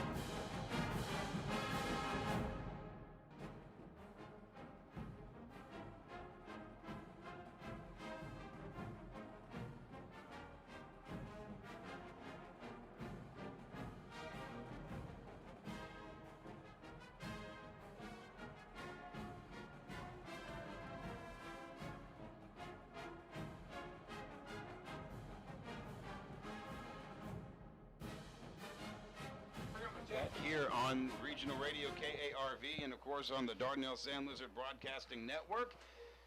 At halftime, Pottsville leading 17-0. Dardanelle coming back onto the field to get warmed up. We got about 2.5 minutes here on the halftime clock. The halftime show brought to you by Off-Road Tire, and we are coming to you from the Olympus Realty broadcast position. If you are in the market to buy or sell your home, give them a call today. It's 479-968-5668. Cruise on over to RussellvilleLiving.com. TK, what do we got to do in this second half? We really need to play like a team again. It seems like there's been a lot of just like we said earlier, inconsistencies. We make a play here, make a play there, but we can't steadily move the ball or can't consistently get the stops. Really have to look at one another, lean into one another, and just rely. You know how to play football. You've been playing this since probably third or fourth grade, and watching it for longer. And watching it for much longer than that. Really sound football. Just do your job and trust your brother on the other side of the line or in the backfield to do their job. And I really feel like if they do this, the second half is going to be competitive, and we may come out of here with a win. But we're a long ways from that right now. Man, oh man. Well, the next 4 games don't get much easier either, TK. Want to remind everybody, next week the Red Bugs of Fordyce come in to visit in non-conference play. The Mena Bearcats are coming to town the week after that. We head down to Waldron territory to take on the Bulldogs, and then the Dover Pirates will cap off the season at Bob Keenan Field in Dardanelle, and that is where the season stands. It's hard to believe that we are already more than halfway through the regular season. And, these, as you see the Pottsville Apaches coming back onto the field, it's one of these things that this game is a season changer for these squads. And to me, the question is, which one of these squads wants it more? Yeah, it really is, and so far it's really been Pottsville that's really wanted it. They've been flying around the field, getting to the ball, pumping each other up. And Dardanelle, I don't like to say this, but we just haven't been as peppy. That defensive line and that front seven, they played lights out. But the rest of the defense, and then at times even the front seven has struggled tonight. And offensively, it seems like we just can't get our footing under us. And it's just so frustrating on that side. Really just have to work with one another and get the second half on the road and get some easy wins. I feel like that's a good way to start. Get some easy wins. Get a first down here. Let's complete this pass here that we may have missed in the first half. And then before we know it, we may find ourselves down the field and putting some points on the board. It's being brought to you in part tonight by Anchor Insurance. Anchor Insurance Medicare, made easy. And then, of course, also by Box Drop. Box Drop, better sleep, better price, better life. That's Box Drop, proud supporters of Dardanelle Sand Lizard Athletics. This kickoff brought to you by Benny's Barbershop. For that California haircut at a Dardanelle price, go by and see our friends Benny and Jana over at Benny's Barbershop. Hit them with that address, TK. 104 Quay Street, Dardanelle, America. Go by there and see Benny and Jana. Grab a cup of coffee, let them cut your hair. Best haircut this side of the Mississippi River. And then, of course, Mayor Jimmy Witt, a proud supporter of Dardanelle Sand Lizard Athletics. It is the third quarter. The ball is on the tee, and we are set as the clock is set. 12 minutes to play here in this third quarter. Pottsville leading 17-0. Your Sand Lizards will get the football to begin the second half. The kick is high and short. It's fielded around the 30-yard line up to about the 35-yard line. There we go. Wilfong trying there we to go, Wilfong. 35, he's at the 40. The 45, he's going across midfield, almost to midfield, I should say, up to about the 48-yard line of the Sand Lizards. They're only 2 yards away from Pottsville territory to start this second half. It'll be first down and 10, brought to you by Fleet Tire. Great job by Dakota Wilfong that time. Man, I love that play. What a way to start. We talked about special teams. That was what we needed. A really nice run, set up great field position. We're already almost in Apache territory. Let's move this ball and put some points on the board. First down and 10. It's brought to you by Fleet Tire. Drew Vegas coming back out. He had the interception over at the end of the first half, and I know that he is capable of throwing some really, really good footballs. We'll see here as he is in the shotgun set, twins near side. Man in motion, that's Harper. The give is to Harper. He's across midfield. He's at the 47-yard line. You better give a big woo to the Nature Boy because he gets up to about the 47 before he's brought down for a 5-yard gain. How about that one, Seth Harper on the reverse? Man, Harper is such a physical back. It's so tough for him to get taken down. Took multiple Apaches that time, and they still didn't even get him on the ground. He stood up, kept turning his feet. I like the play. I like the effort. I'm digging this right now. Let's keep moving it. 11:24 to play here in this third quarter. We're just underway.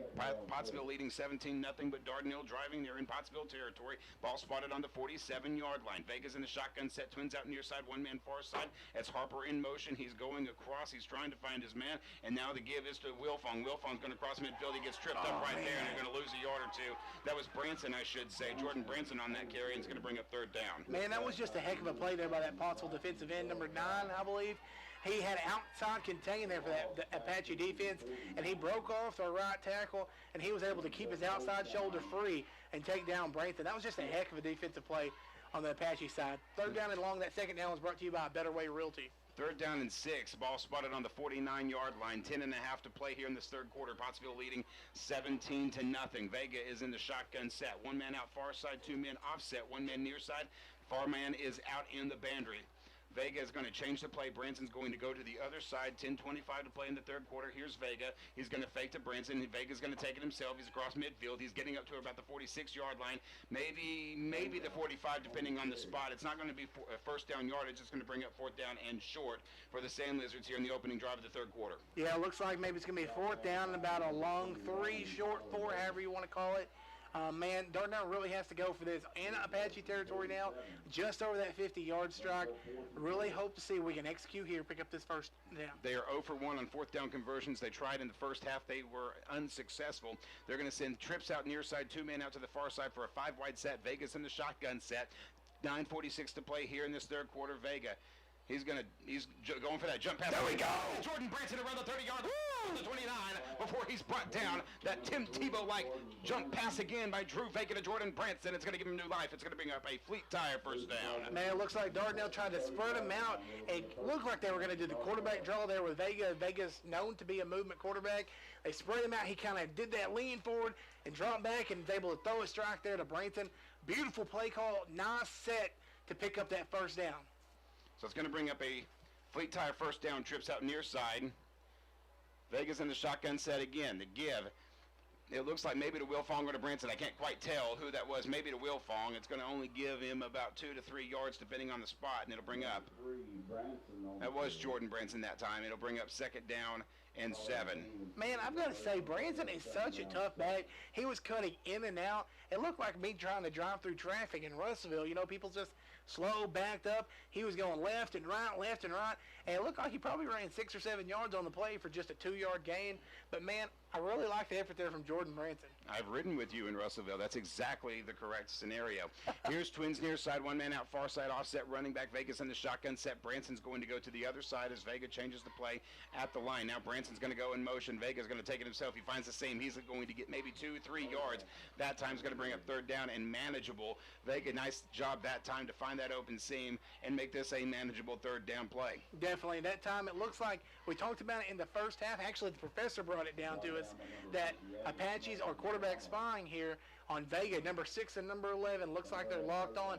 Well, that time Vega rushed forward. He actually faked the pass, made them hold their steps, and he was able to pick up an extra couple yards on that. Vega's looking to pass on third down, rolling left. He's looking. He's going to just take it himself. He's trying to find that first down marker. He does. He gets inside around the 18-yard line. Nice job that time by Vega to pick up first down yardage. It's brought to you by Fleet Tire on this first down. 8:02 to play, 17-0 your score. Pottsville leading, but Dardanelle driving here in the third. Man, did someone call in a semi because he got trucked on that play. Man, what a physical run there by Vega. I'm really liking this effort, this momentum, this attitude the Sand Lizards come down the field with. And so far, this is looking like their best drive of the night.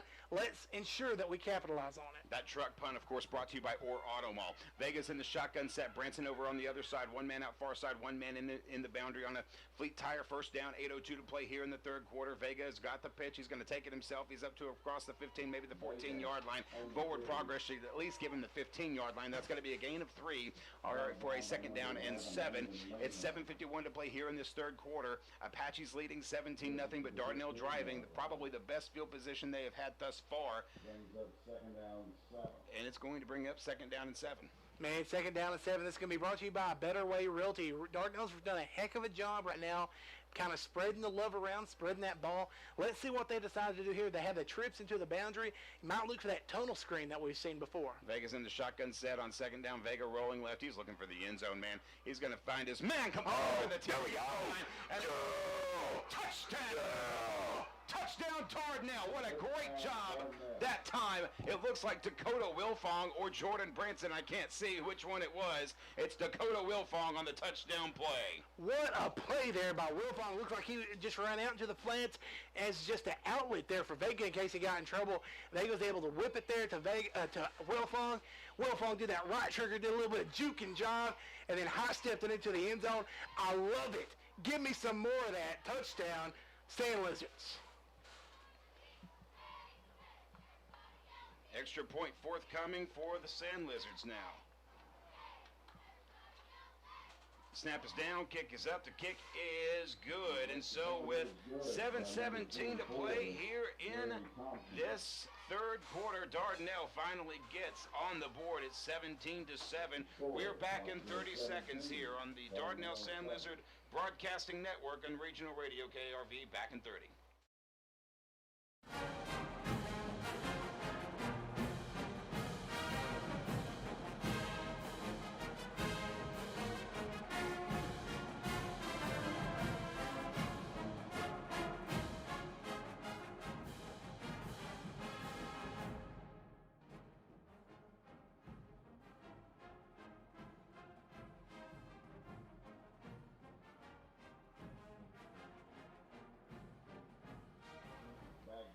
We welcome you back into the Dardanelle Sand Lizards football broadcast, presented, of course, by the Alathus Realty broadcast position. Everything I just said was wrong. We are in the Alathus Realty broadcast position. It's Dardanelle Sand Lizard football. If you're in the market to buy or sell your home, give them a call today. It's 479-968-5668. Cruise on over to RussellvilleLiving.com.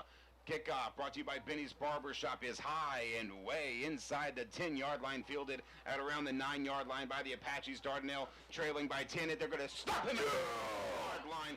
Taylor Kendrick getting all kinds of pumped up in here, and for good reason. Special teams is going to pin the Apaches back inside the 15-yard line to start their next drive. Pottsville leading 17-7 after the 15-yard touchdown pass from Vega to Wilfong in the last possession. Man, if you cannot tell, I'm excited right now. That was such a response here by the Sand Lizards. Come out, drive the ball down the field here on the Apaches. And then for the special teams to make a play, Zane Rose flew down the field along with Drake Boatwright to drop them deep into Apache territory. Let's get a stop here, Sand Lizards. That touchdown was brought to you by Mayor Jimmy Witt. Here's Duval.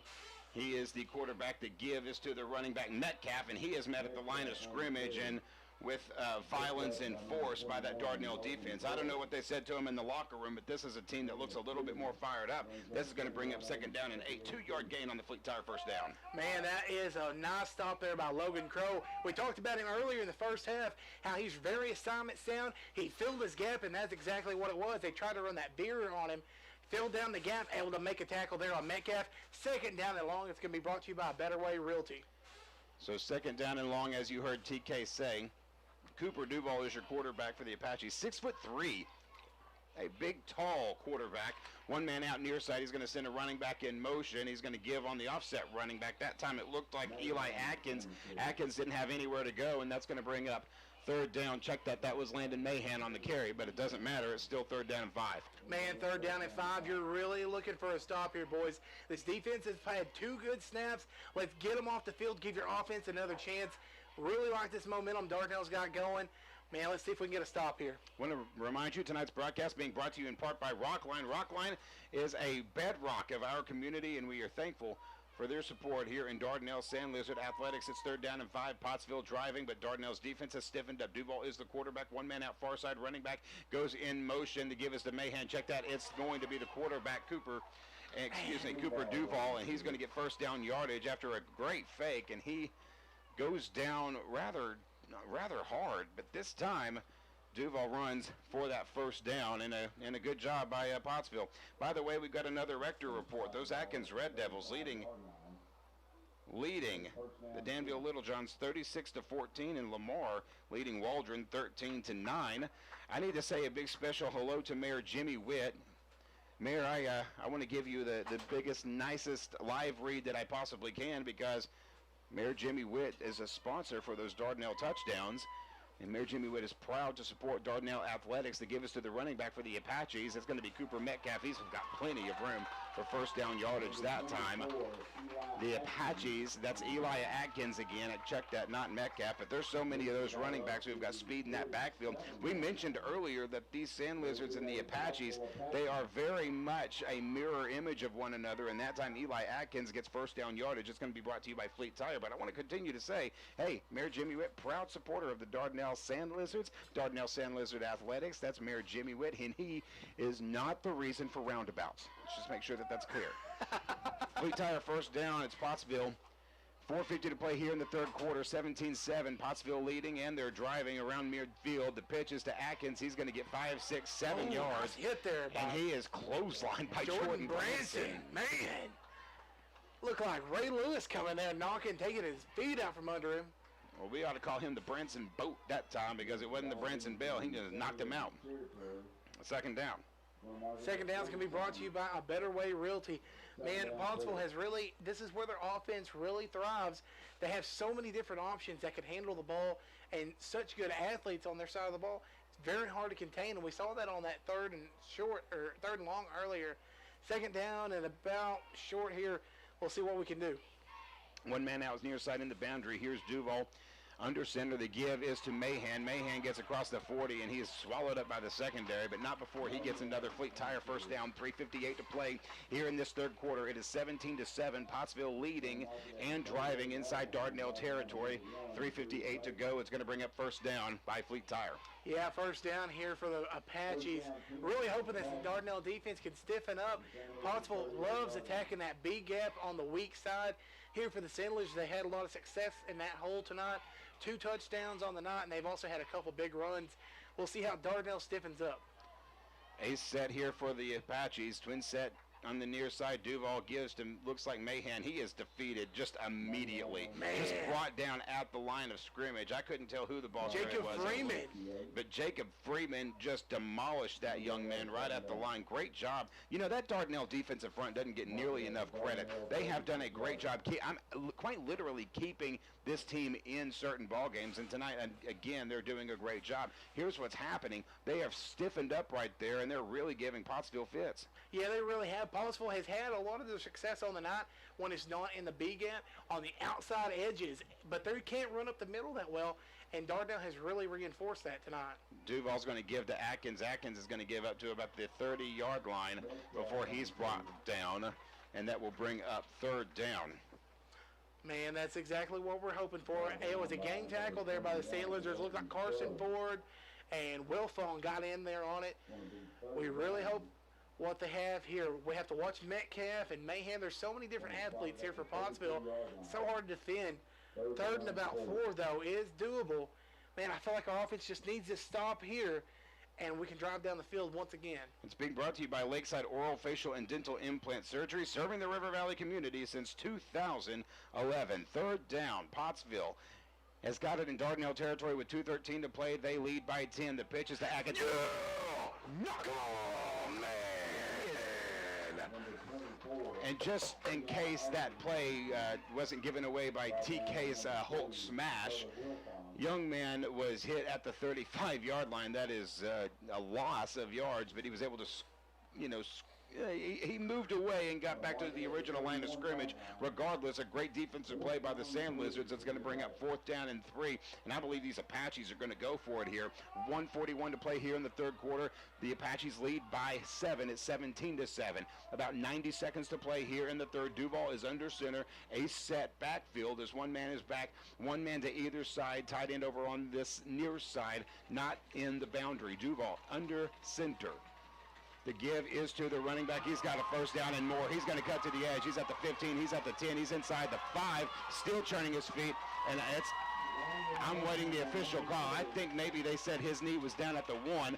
He nearly went all the way down on 4th down. That's going to bring up 1st down and goal. Man, we talked about that momentum starting this drive, and Pottsville has just run the ball down the field, and not to the defense. They just haven't been able to get a full 4-down stop. They finally got them stopped on 3 downs there by a heck of a play by Carson Ford, but they attacked that B gap again. They double-teamed Ford, and there wasn't anyone there, and it looks like Mahan just had room to roam. Under a minute to play here in the 3rd quarter. Pottsville leading by 10. They're driving. That's a touchdown. Landon Mahan scores from 2 yards out, and that's going to extend this lead. 23-7, your score, extra point forthcoming.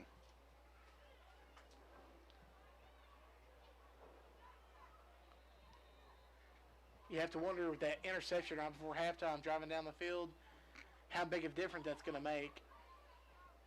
Snap is down, the kick is up, the kick is good, and that's going to be one more for the Apaches. Dardanelle needs to answer. They need to answer quickly. With 54 seconds to play here in this 3rd quarter, Pottsville leads 24-7, TK. Yeah, that's really shot to the gut there by the Apaches. And kudos to them. They drove the ball right down the field, and Dardanelle knew what they were going to do, and they just kept picking up 1st down after 1st down and moved the chains. And that offensive line for Pottsville, we talked a lot about the Dardanelle defensive line. Let's give kudos to the offensive line for Pottsville. They've done a heck of a job tonight as well. And that quarterback Metcalf and Mahan and all their monsters in the backfield for the Apaches, they have done a really nice job following the blocks, hitting those holes, and they are just tough running. And so far in that 3rd quarter, it's really tough for us to get them down. Tonight's broadcast being brought to you in part by Joshua's Fine Jewelry, a customized jewelry experience. Go see Abby Bulge, one of the best designers in the entire country, with what it is that she does over at Joshua's Fine Jewelry. Also, E&F Roofing. E&F Roofing keeping Arkansas covered for 3 generations. Proud supporters of Dardanelle Sand Lizard Athletics. It's 54 seconds to play here in this 3rd quarter. The Apaches of Pottsville leading your Dardanelle Sand Lizards 24-7. Kickoff is brought to you by Benny's Hot Barbershop. It's high and short. Fair catch called at the 35-yard line by Zane Rose, and we are going to have Dardanelle set up right there. Pretty decent field position to start off, TK. Yeah, definitely. You saw them kind of sky kick at that time after Will Fong's very good return last time. They're scared of Will Fong's speed on that kickoff return, so they were able to just sky it. Zane Rose had to fair catch it to ensure we got the ball. But still, nonetheless, 36-yard line for Dardanelle.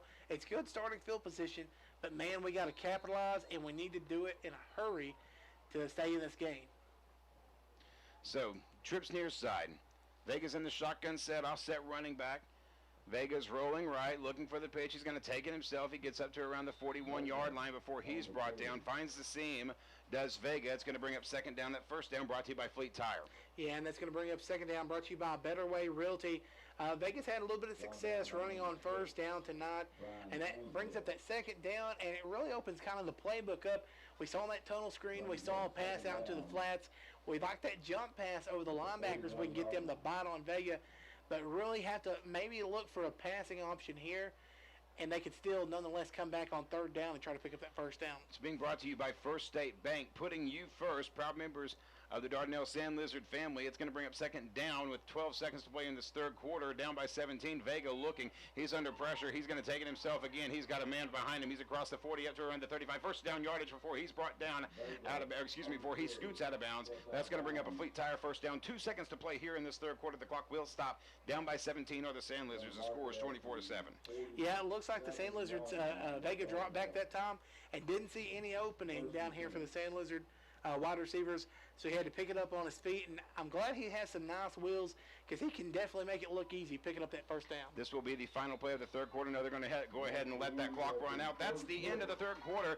The Sand Lizards have got to have some big-time plays in the 4th. Pottsville leads 24-7. We're back in 30 seconds here. The Sand Lizard Radio Network back in 30.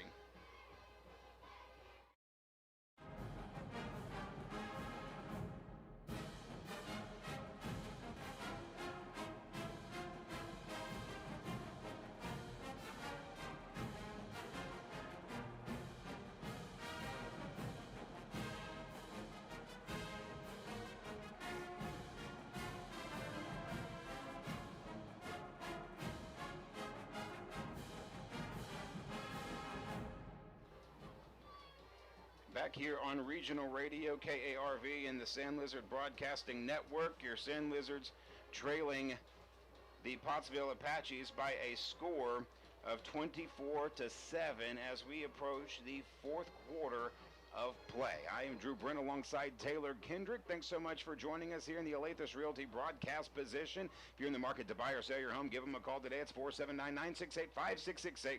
Cruise on over to RussellvilleLiving.com. Want to say a big special thank you to Matthew Hodges, our on-field producer tonight, the legendary Johnny Story back in KARV. That is his home away from home, and he is taking care of all of the Sand Lizard needs here tonight back at Carve World Headquarters. It's first down and 10.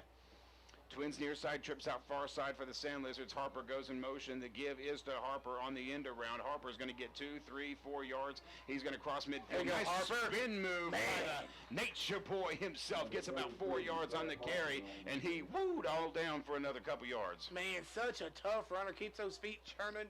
Man, I really like what he was able to do on that time. He didn't have much doing on the right side. Nonetheless, he kept moving. That would pick up a good chunk of change despite the recent contact in the backfield. We've got another Rector report here. Fordyce leaving Junction City 21-6 at the half. No change anywhere else. Trips out near side. Vega's in the shotgun set on second down. He's going to get covered up around midfield. He was looking for that option with Jordan Branson. Couldn't find it, and it's going to bring up third down. Yeah, that second down was brought to you by Better Way Realty, and that was just rough sledding. It looks like they were anticipating that option play, and they were able to wrap up Branson to take him down on that. Man, we'll see what we can do here on this third and medium. Now we're going to call it third down and 6. The ball is spotted at the 49-yard line, just inside Pottsville territory by a yard. There's going to be Twins near side for the Sand Lizards. Trips out far side, including Wilfong. Vega's in the shotgun set on third down. 10:41 to play here in the game. Vega's looking. He's back to pass. He's rolling. He's under pressure. Nearly loses his footing, but he makes a nice little juke move across midfield, and he's brought down at the 50-yard line. Vega was chased all over the field that time. East and West could not make the play. It's going to bring up fourth down. Man, that was rough. It looked like Vega had a receiver open down here kind of far. I think that's Dakota Wilfong or Jordan Branson. I can't tell at the top of the screen there. But looks like he just needed to sit in that pocket a little bit more, but he was pressured and felt the need to jump out of there. Fourth down and long here. We're trying to see if the St. Louis can pick this up. Fourth down and 8. 10 minutes to play here in the ball game. Pottsville leading 24-7. Dardanelle on the move, but it's on fourth down. Twins near side, trips far side. Vega is in the shotgun set. They've gone 5 wide. Here's Vega. He's looking for that jump pass again. Across the middle, across around the 40-yard line. Plenty of room for first down yardage. That's Jordan Branson that time. That jump pass works to perfection across the middle again, and they convert the fourth down for first down yardage. That's brought to you by Fleet Tire. Man, they really need to take that to the bank tomorrow and cash it in for cash, because that's what it's been tonight. That has been money for the Sand Lizards. It's been there several times on third down and right there on fourth and long. Man, thankful for that. Very nice play there by Vega and Branson. Very nice job by the offensive line as well to move the sticks.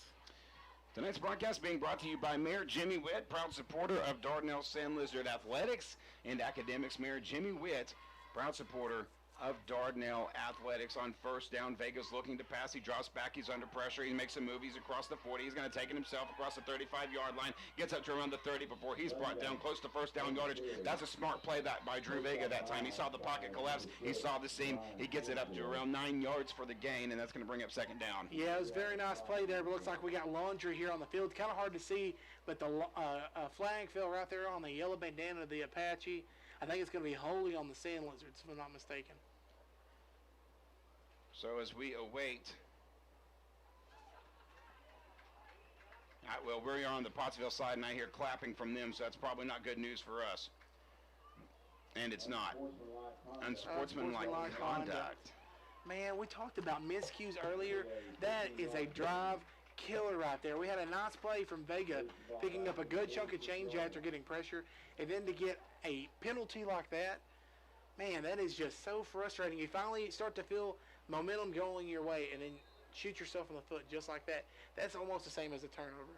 It's basically a turnover. It's going to be first down and 25. Is that a loss of down? I can't tell. They've got it as a second down on across the field. Now they changed it now to a first down. First down and 25, 9:16 to play here in the ball game. Pottsville leads by 17. Twins near side, trips far side. Vega's in the shotgun set. They're going to send Branson in motion. Vega's going to take it himself again. He's across midfield. He's up to around the 40-yard line. He's up to the 35, up to the 30-yard line.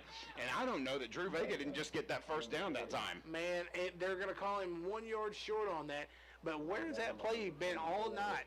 I guess Pottsville was really set back trying to defend the pass. And Vega's been trying to use his wheels that he got from Orlando Mall, but they were finally starting to run. He picked up a nice chunk of change. Looked like he was going to keep climbing up the Crow Mountain on that run. Well, there was a first down and 25, and now it's going to be second down and 1. Definitely done a better way that time. Here's Vega on the shotgun set. I thought Pottsville maybe jumped, but they couldn't quite get him on that time. It's going to be 8:41 to play here in the ball game. Dardanelle trailing by 17, a score of 24-7, but they are driving. Little tunnel screen that time to Seth Harper. Vega is going to get it to Seth Harper. He gets across the 20-yard line up to around the 18. Plenty of room for first down that time. No disputing it that time, and it's going to be first down. Man, I love that play. I love getting the ball in Harper's hands. He is so hard to bring down, and there again he was able to shed Apache and keep trucking down the field, pick up a good chunk of yardage and a new set of downs for the Sand Lizards. Trips near side on first down. It's brought to you by Fleet Tire. Vega's in the shotgun set. Twins over to the far side, including Branson. It looks like Wilfong over on this side as well. Man in motion. Vega takes it up the seam. He's going to get inside to around about the 11-yard line. I thought maybe they would give him the 10, but I think his knee was down early. It'll bring up second down. Yeah, second down is going to be brought to you by Better Way Realty. Looks like Vega tried that second down and 25-yard run again, but wasn't able to pick up near as much on that. But nonetheless, it's still a good chunk of change here to make second down and short. It's going to be second down and 2, 7:56 to play here in the ball game. 24-7, your score with 7:52. 5 wide again. Branson goes in motion on the option play. Vega's going to take it himself. He's going to cut inside the 5. Vega's going to get in. Touchdown. Drew Vega from 12 yards out scores, and that's exactly what the Sand Lizards needed that time. That is the medication that they really need, the dose to kind of back that momentum up that Pottsville had. Vega was able to run out there just like a quarterback keeper and use his speed to cut back inside and fill that gap and hop into the touchdown. Castro is out for the extra point. Awaiting the snap, it's forthcoming. That touchdown brought to you by Mayor Jimmy Witt. That extra point up and good.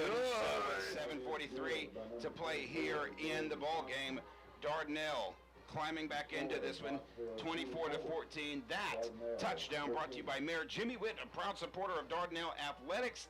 He is here to support Dardanelle Academics and Athletics all the same.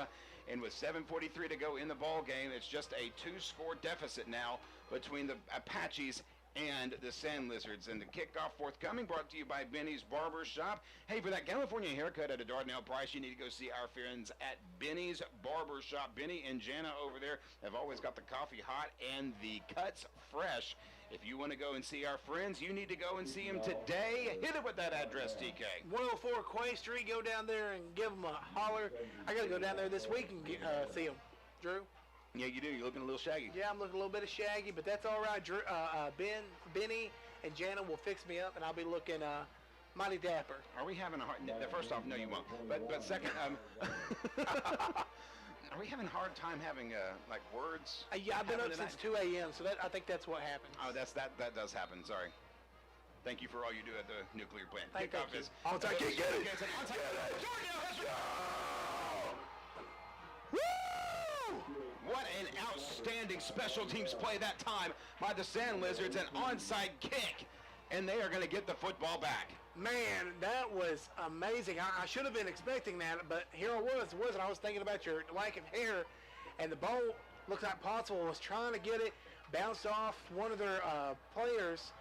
Dardanelle was able to fall on it, and Sand Lizards in business at their own 46-yard line. Man, right here we go, Drew.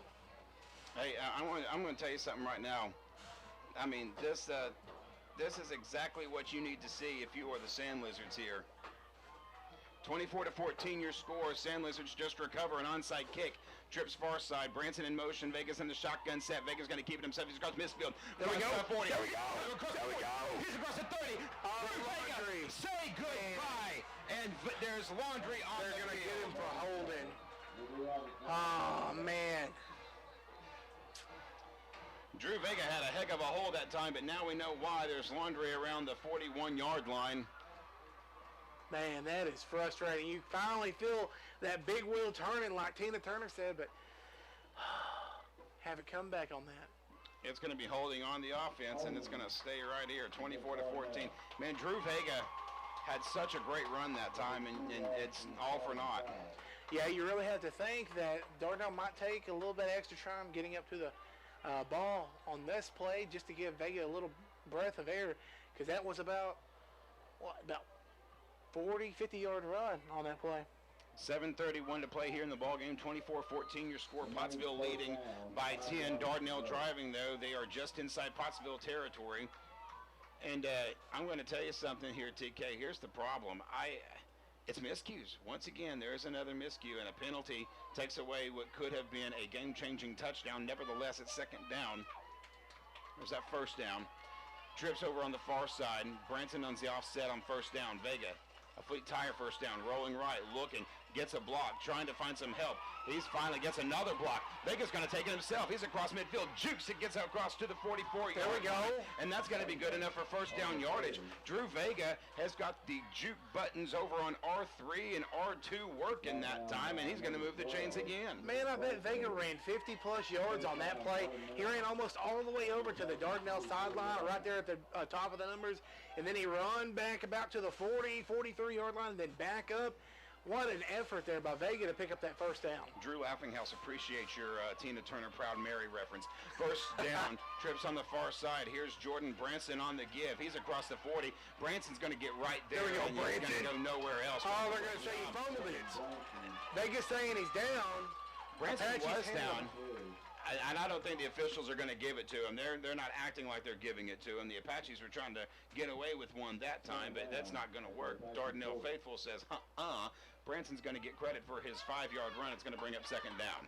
Man, Dardanelle got lucky on that one. Second down and medium here is going to be brought to you by Better Way Realty.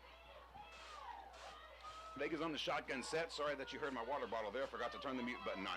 Trips near side, trips out to the far side. Twins, I should say, on the far side. Play clock's at 13. Conversation between the receiver there and coach over on the sidelines. Now we're set. 6:19 to play in the ball game. Nice left. block there. Has found his man across the 5-yard line. That is Dakota Wilfong, and he can't go any further, but it's going to be close to first down yardage. It's going to bring up third down and short. Great job that time by Vega to Wilfong. Man, I felt like Jordan Branson was like Mr. Rogers right there. He was greeting the Pottsville Apache right there in the backfield. And he said, "Hey, neighbor, you're not touching my quarterback." He laid into him, put his chin down, gave Vega enough time to throw that strike there to Wilfong. Very nice block, pass protection, and execution on that play by the Sand Lizards. A Mr. Rogers reference means you need a nap. It's third down and short. 5:41 to play in the game. Vega's going to take it himself. He's There we go. Down. He's across the 30-yard line and gets up to about, given the 28-yard line. 5.5 to play here in the ball game, and Dardanelle has got new life. It's a fleet tire first down. They're down by 10. Does Jordan Branson work for Old South? Because he's serving pancakes out there on the field. Jordan Branson had an Apache down there on the ground. I am loving it, man. Vega's in the shotgun set. I think we're all loving it. It's a jumbo package here this time on the 30-yard line. Vega's going to send Crow in motion. He's looking for that pitch, and he finds Branson across the 30. Branson, There we go. What a tough run. And, man, it's getting a little bit chippy over on that far side. The Pottsville faithful say that they want an unsportsmanlike conduct penalty, but I'm saying, no, point all you want to, folks. That's not going to work. Hey, look, another player. It's not a flag. Second down and 7, 4:55 to play here in the ball game. 24-14, Dardanelle's got new life. Drew, I think we might have to change our shirt color to get out of here if it keeps going this way. Yeah, I'm just walking behind you. Second down and 7. Branson's in motion. Vega's looking for that jump. Oh, there we go. And that's going to bring up first down. They've got like some, I don't know, some rattlers over here on this side. I don't know, they're making some coffee. Those are, of course, AAA approved. But let me say this real quick. Pottsville has really laid into Vega these past two plays. I think they're really trying to get in his head. Two very hard hits that if in the NFL they'd probably be ejected for. Fleet Tire first down, 4.5 to play in the ball game. The give is to the running back. There we go, Branson! It's Jordan Branson. He's inside the 10-yard line, and that's going to bring up a second down. But, guys, here's the thing that we need to talk about, TK. The clock is not really on their side. They've got to score pretty quickly, and they're actually going to tempo now. As I said that, Vega's in the shotgun set, twins out far side on second down. Vega's going to keep it himself. He's inside the 5. He's got the wheels churning, and he's going to get first down and goal yardage. 4:01 to play, and it's going to stop the clock as they set the chains. But, guys, they've got to score, and they got to score quick. Yeah, they really do. It looks like they're getting a little substitution now. I think that's Logan Crow, if I'm not mistaken. Get a little bit. Not only is that Dayton Cheatham coming in, so get a little bit of senior representation here on this offensive line. They're putting in some size on that line, too, so it's 3:50 to play. It's first down and goal. Vega's in the shotgun set, one man to either side, and an offset running back whistle and a timeout, Pottsville. Whistle and a timeout. The Apaches want to talk it over, and we're going to talk it over with them. We're going to be back in 30 seconds here on the Dardanelle Sand Lizard Broadcasting Network. Don't go anywhere.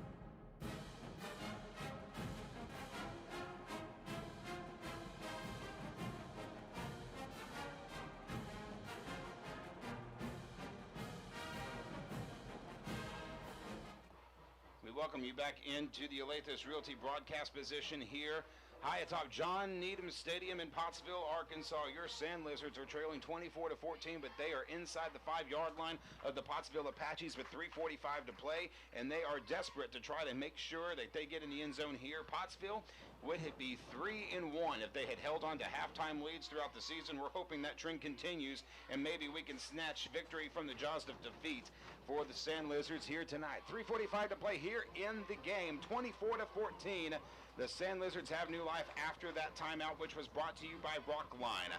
Alathus Realty is the place to go. If you are in the market to buy or sell your home, give them a call today, 479-968-5668. Cruise on over to RussellvilleLiving.com. A Fleet Tire first down. Vega's in the shotgun set. One man to either side. The Pottsville faithful trying to make some noise. All they're really doing is just shaking my water.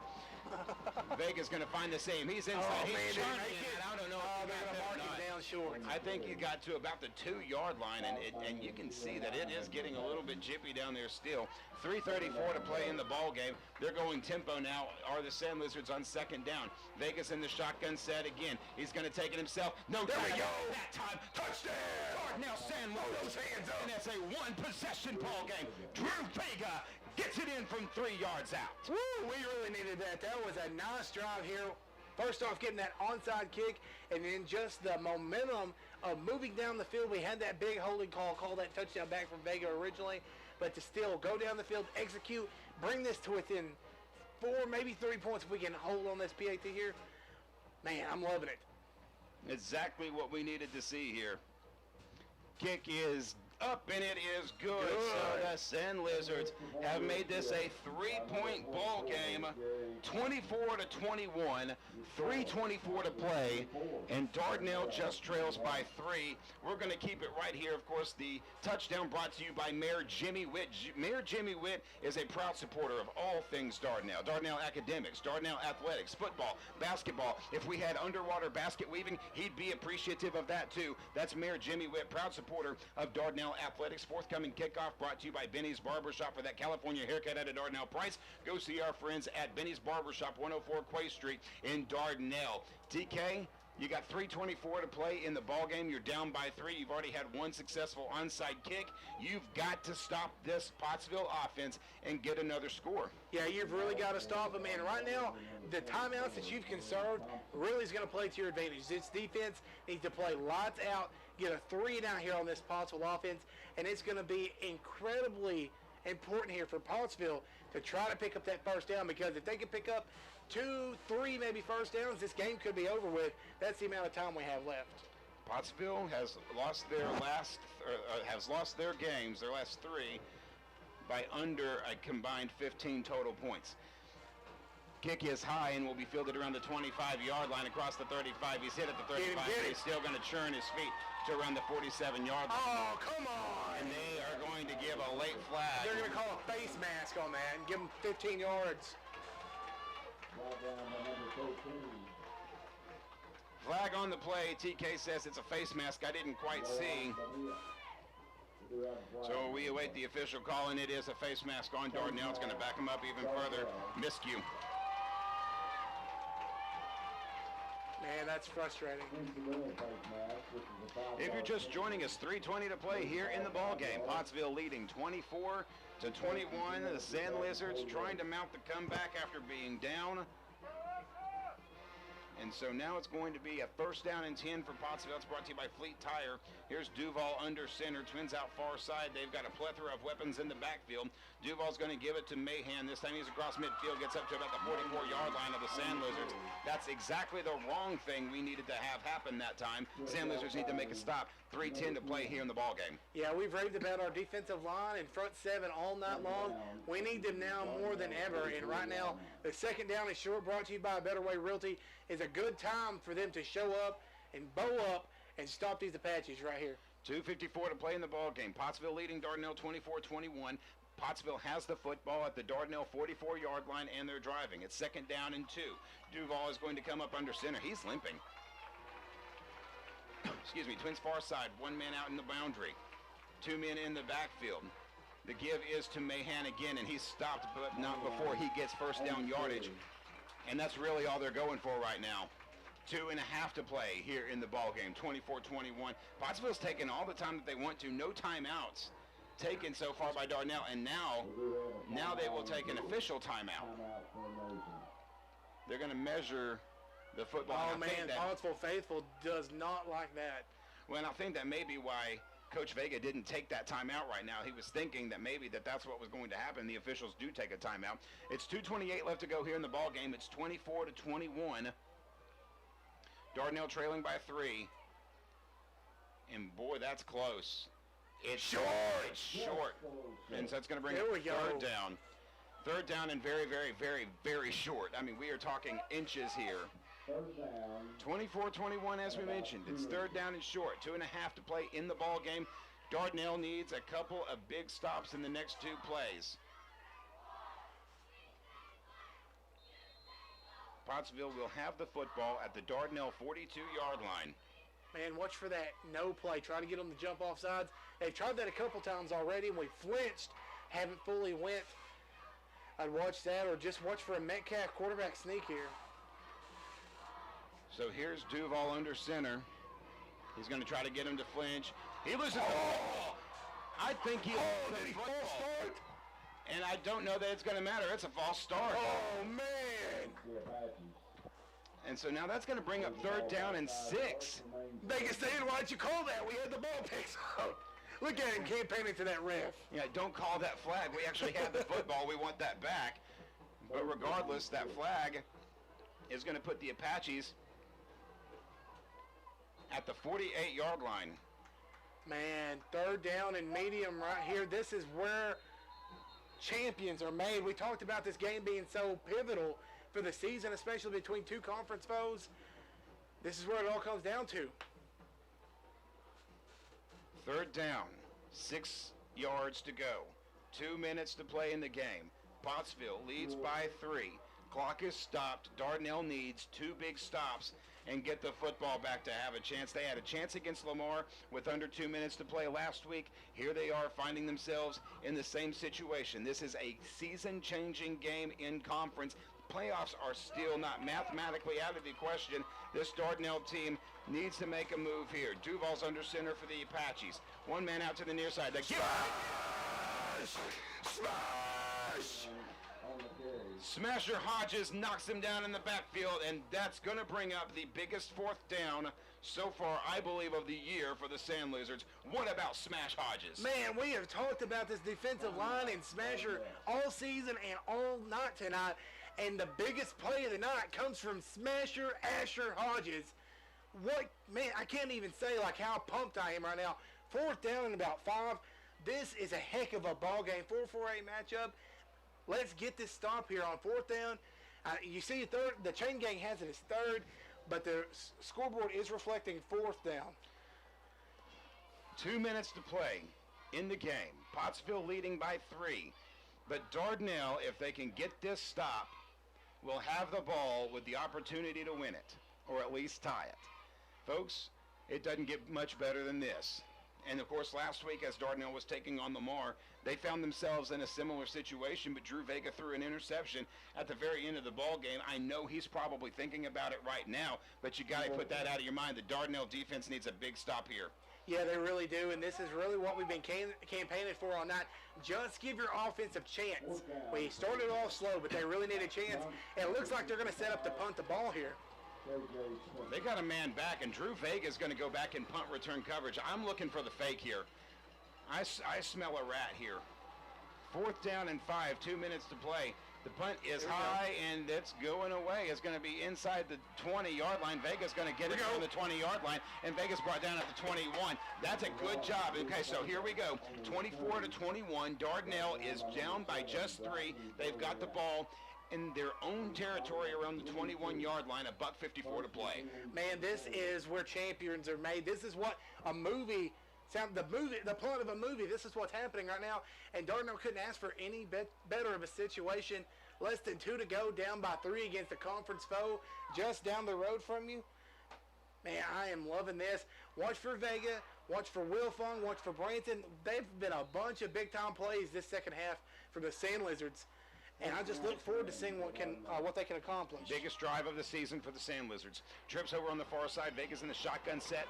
$1:54 to play here in the ball game. Down by 3 are your Sand Lizards, but they're driving inside their own territory. Vega's rolling right. He's looking. He's going to find that jump pass again. Logan Crow. Logan Crow's across. Oh, there we go. Across.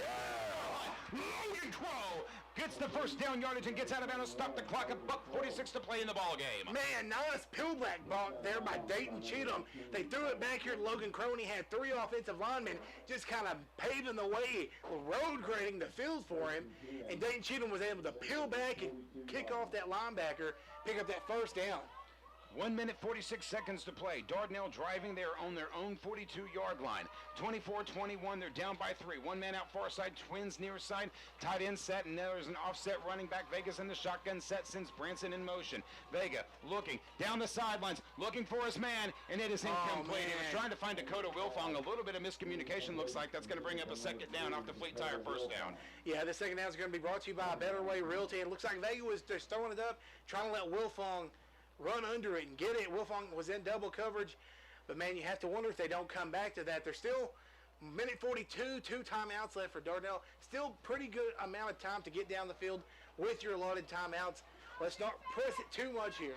Trips out far side. Vega's in the shotgun set. Branson's in the backfield. It's second down and 10. Vega faking to Branson, is going to take it himself. It looked like he was trying to find the option. He dives forward for 3 yards, and now it's going to bring up third down. And the clock's going to roll with $1.90, $1.30 to go. And that's going to be a timeout. Timeout, Dardanelle, and that's a good timeout. Yeah, third down and about 7 here. Looks like Vega was trying that option like you mentioned, and there just wasn't any running room. Drive before that, it was wide open spaces, and there just wasn't much doing on that one. We've seen that jump pass come in handy several times tonight from Vega to Jordan Branson. You have to wonder if that's going to come into effect here. We also haven't seen that seam route from Logan Crow that they've been known to run earlier in the season. We saw the tunnel screen just a little bit earlier. We had success on that.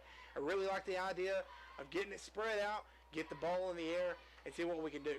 Coming up after the ball game, it's the Box Drop post-game show. We'll talk about highlights, talk about the next coming weeks. And then over on our sister station, River Country 102.3 KCJC at 10 o'clock, Rex Nelson and Nate Olson bring you the Vaccinate Arkansas scoreboard show. It's your highlights and scores from across the state. Join them over on our sister station, River Country 102.3 KCJC. That's at 10 o'clock when Mickey Duval finishes up with the Cyclones. Here at John Needham Stadium in Pottsville, the Sand Lizards have it the ball on 3rd and 7 with 1:34 to play, and they're down by 3. Vega's in the shotgun set, trips far side, rolling right. Looking, he's under pressure. He better get rid of it. He's fine. There we go. There we go. That's Wilfong across the 35 up to the 34-yard line, and he's still in bounds. They're going to have to hurry. Check that. That's Blake Thomas. 1:27 to play. They're going to stop the clock long enough to set the chains. Dardanelle's going tempo, and they've got the ball on the Pottsville. Where are they going to spot that? The Pottsville, the 34-yard line. Guys, they are very close to getting into field goal range for Cruz Castro. Clock rolling at 1:24 to play. It's the fourth quarter. This is all you ever want. Trips near side on first down. It's brought to you by Fleet Tire. Vega sends a man in motion. He's got to take it himself. He gets the seam around the 30-yard line. Nothing doing there. And now with a minute and 10 seconds to play, Dardanelle's going to have to hurry. It's going to bring up second down and maybe six, we'll call it a long five, maybe a short six.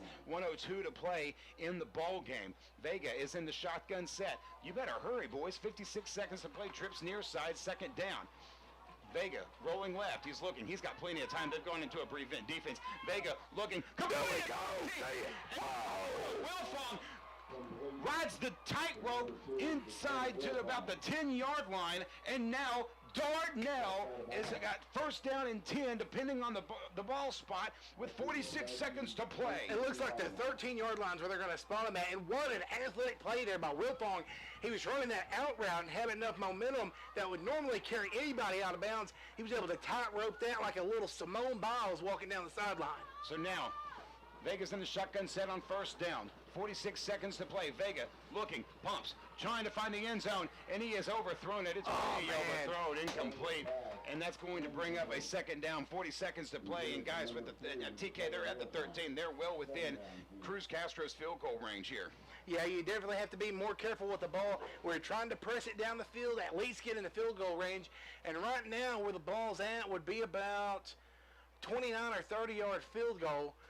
So you like your chances with that, but nonetheless, a touchdown and just go home with a victory here would seal it, be even better. Second down and 10 on the 13-yard line. Dardanelle down by 3, but looking for it. Vegas in the shotgun set. He sends Branson in motion. Vegas going to take it himself. He's going to get hit around the 10-yard line and brought down. It's third down. 2 timeouts for the Sand Lizards. Check that. 1 timeout left for the Sand Lizards. 28 seconds. Clock is rolling. Third down. Down by 3. We're at 23 seconds. If you notice, they just ran it right into the middle of the hashes. They're setting up for this kick right here. 18 seconds. Here's Vega. He's going to be in the shotgun set. 1 man to either side. 13 seconds. He's going to try to take it. He's going for the end zone. Oh! Touchdown! Touchdown! Woo! Oh, mama! Drew Vega complete. Did he get it to Wilfong? I don't even know who it was.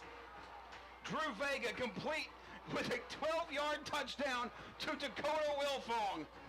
Man. Oh, my goodness, folks. 8 seconds to play. Dardanelle is up 27 to 24 in dramatic fashion.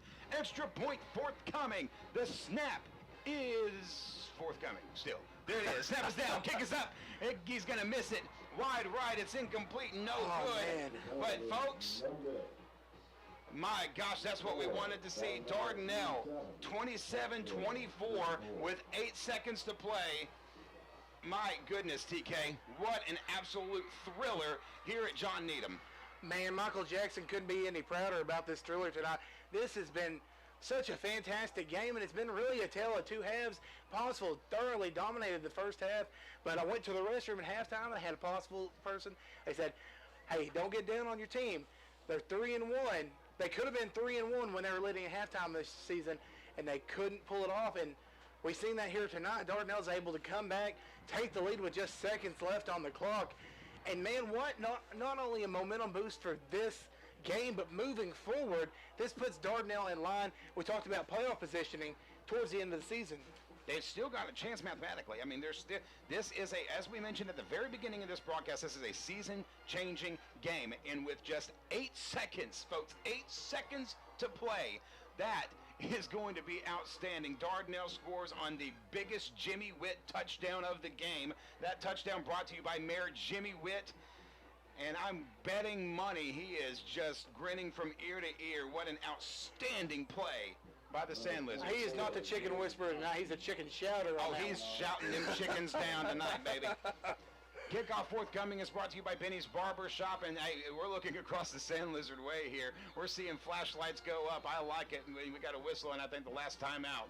Last time out called, and man alive. What a game. Man, I'm still taking it in. I'm kind of in shock after it happened. That jump play, that jump ball pass has been so good for us tonight.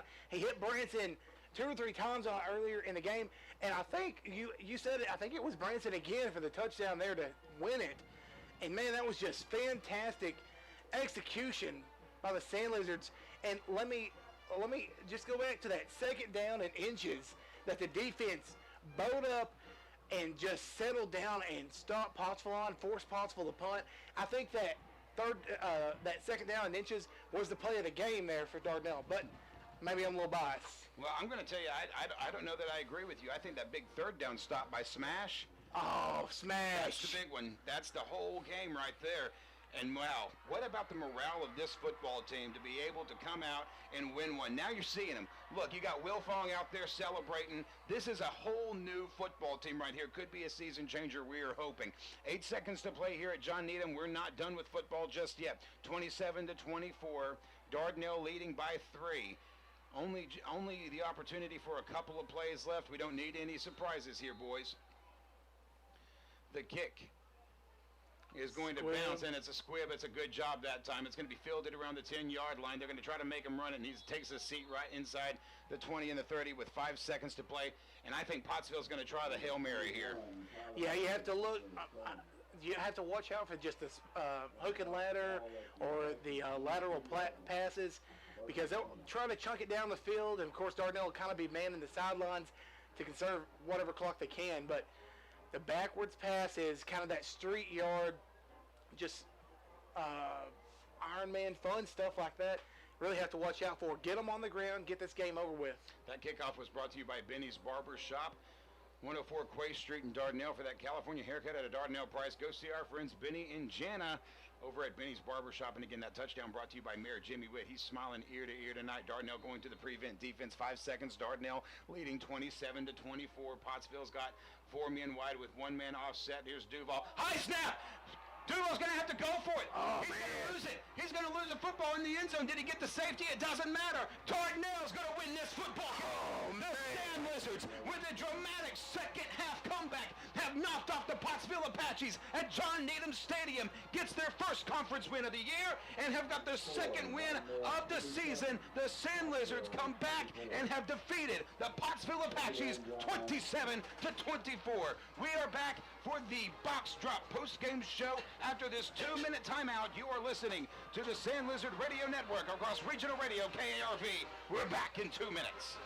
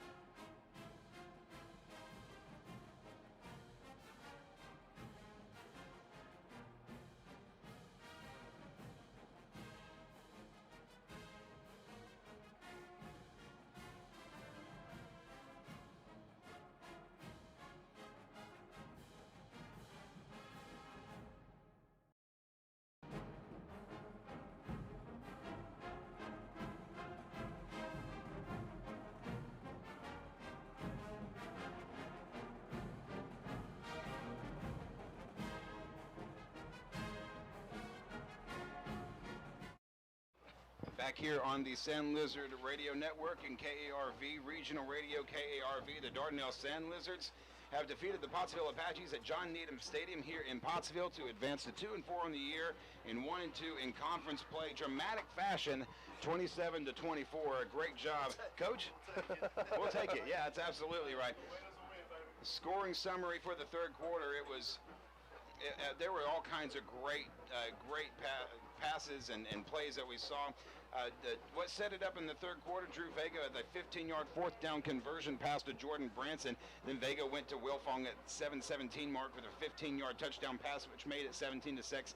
The extra point was good, and that made it 17-7.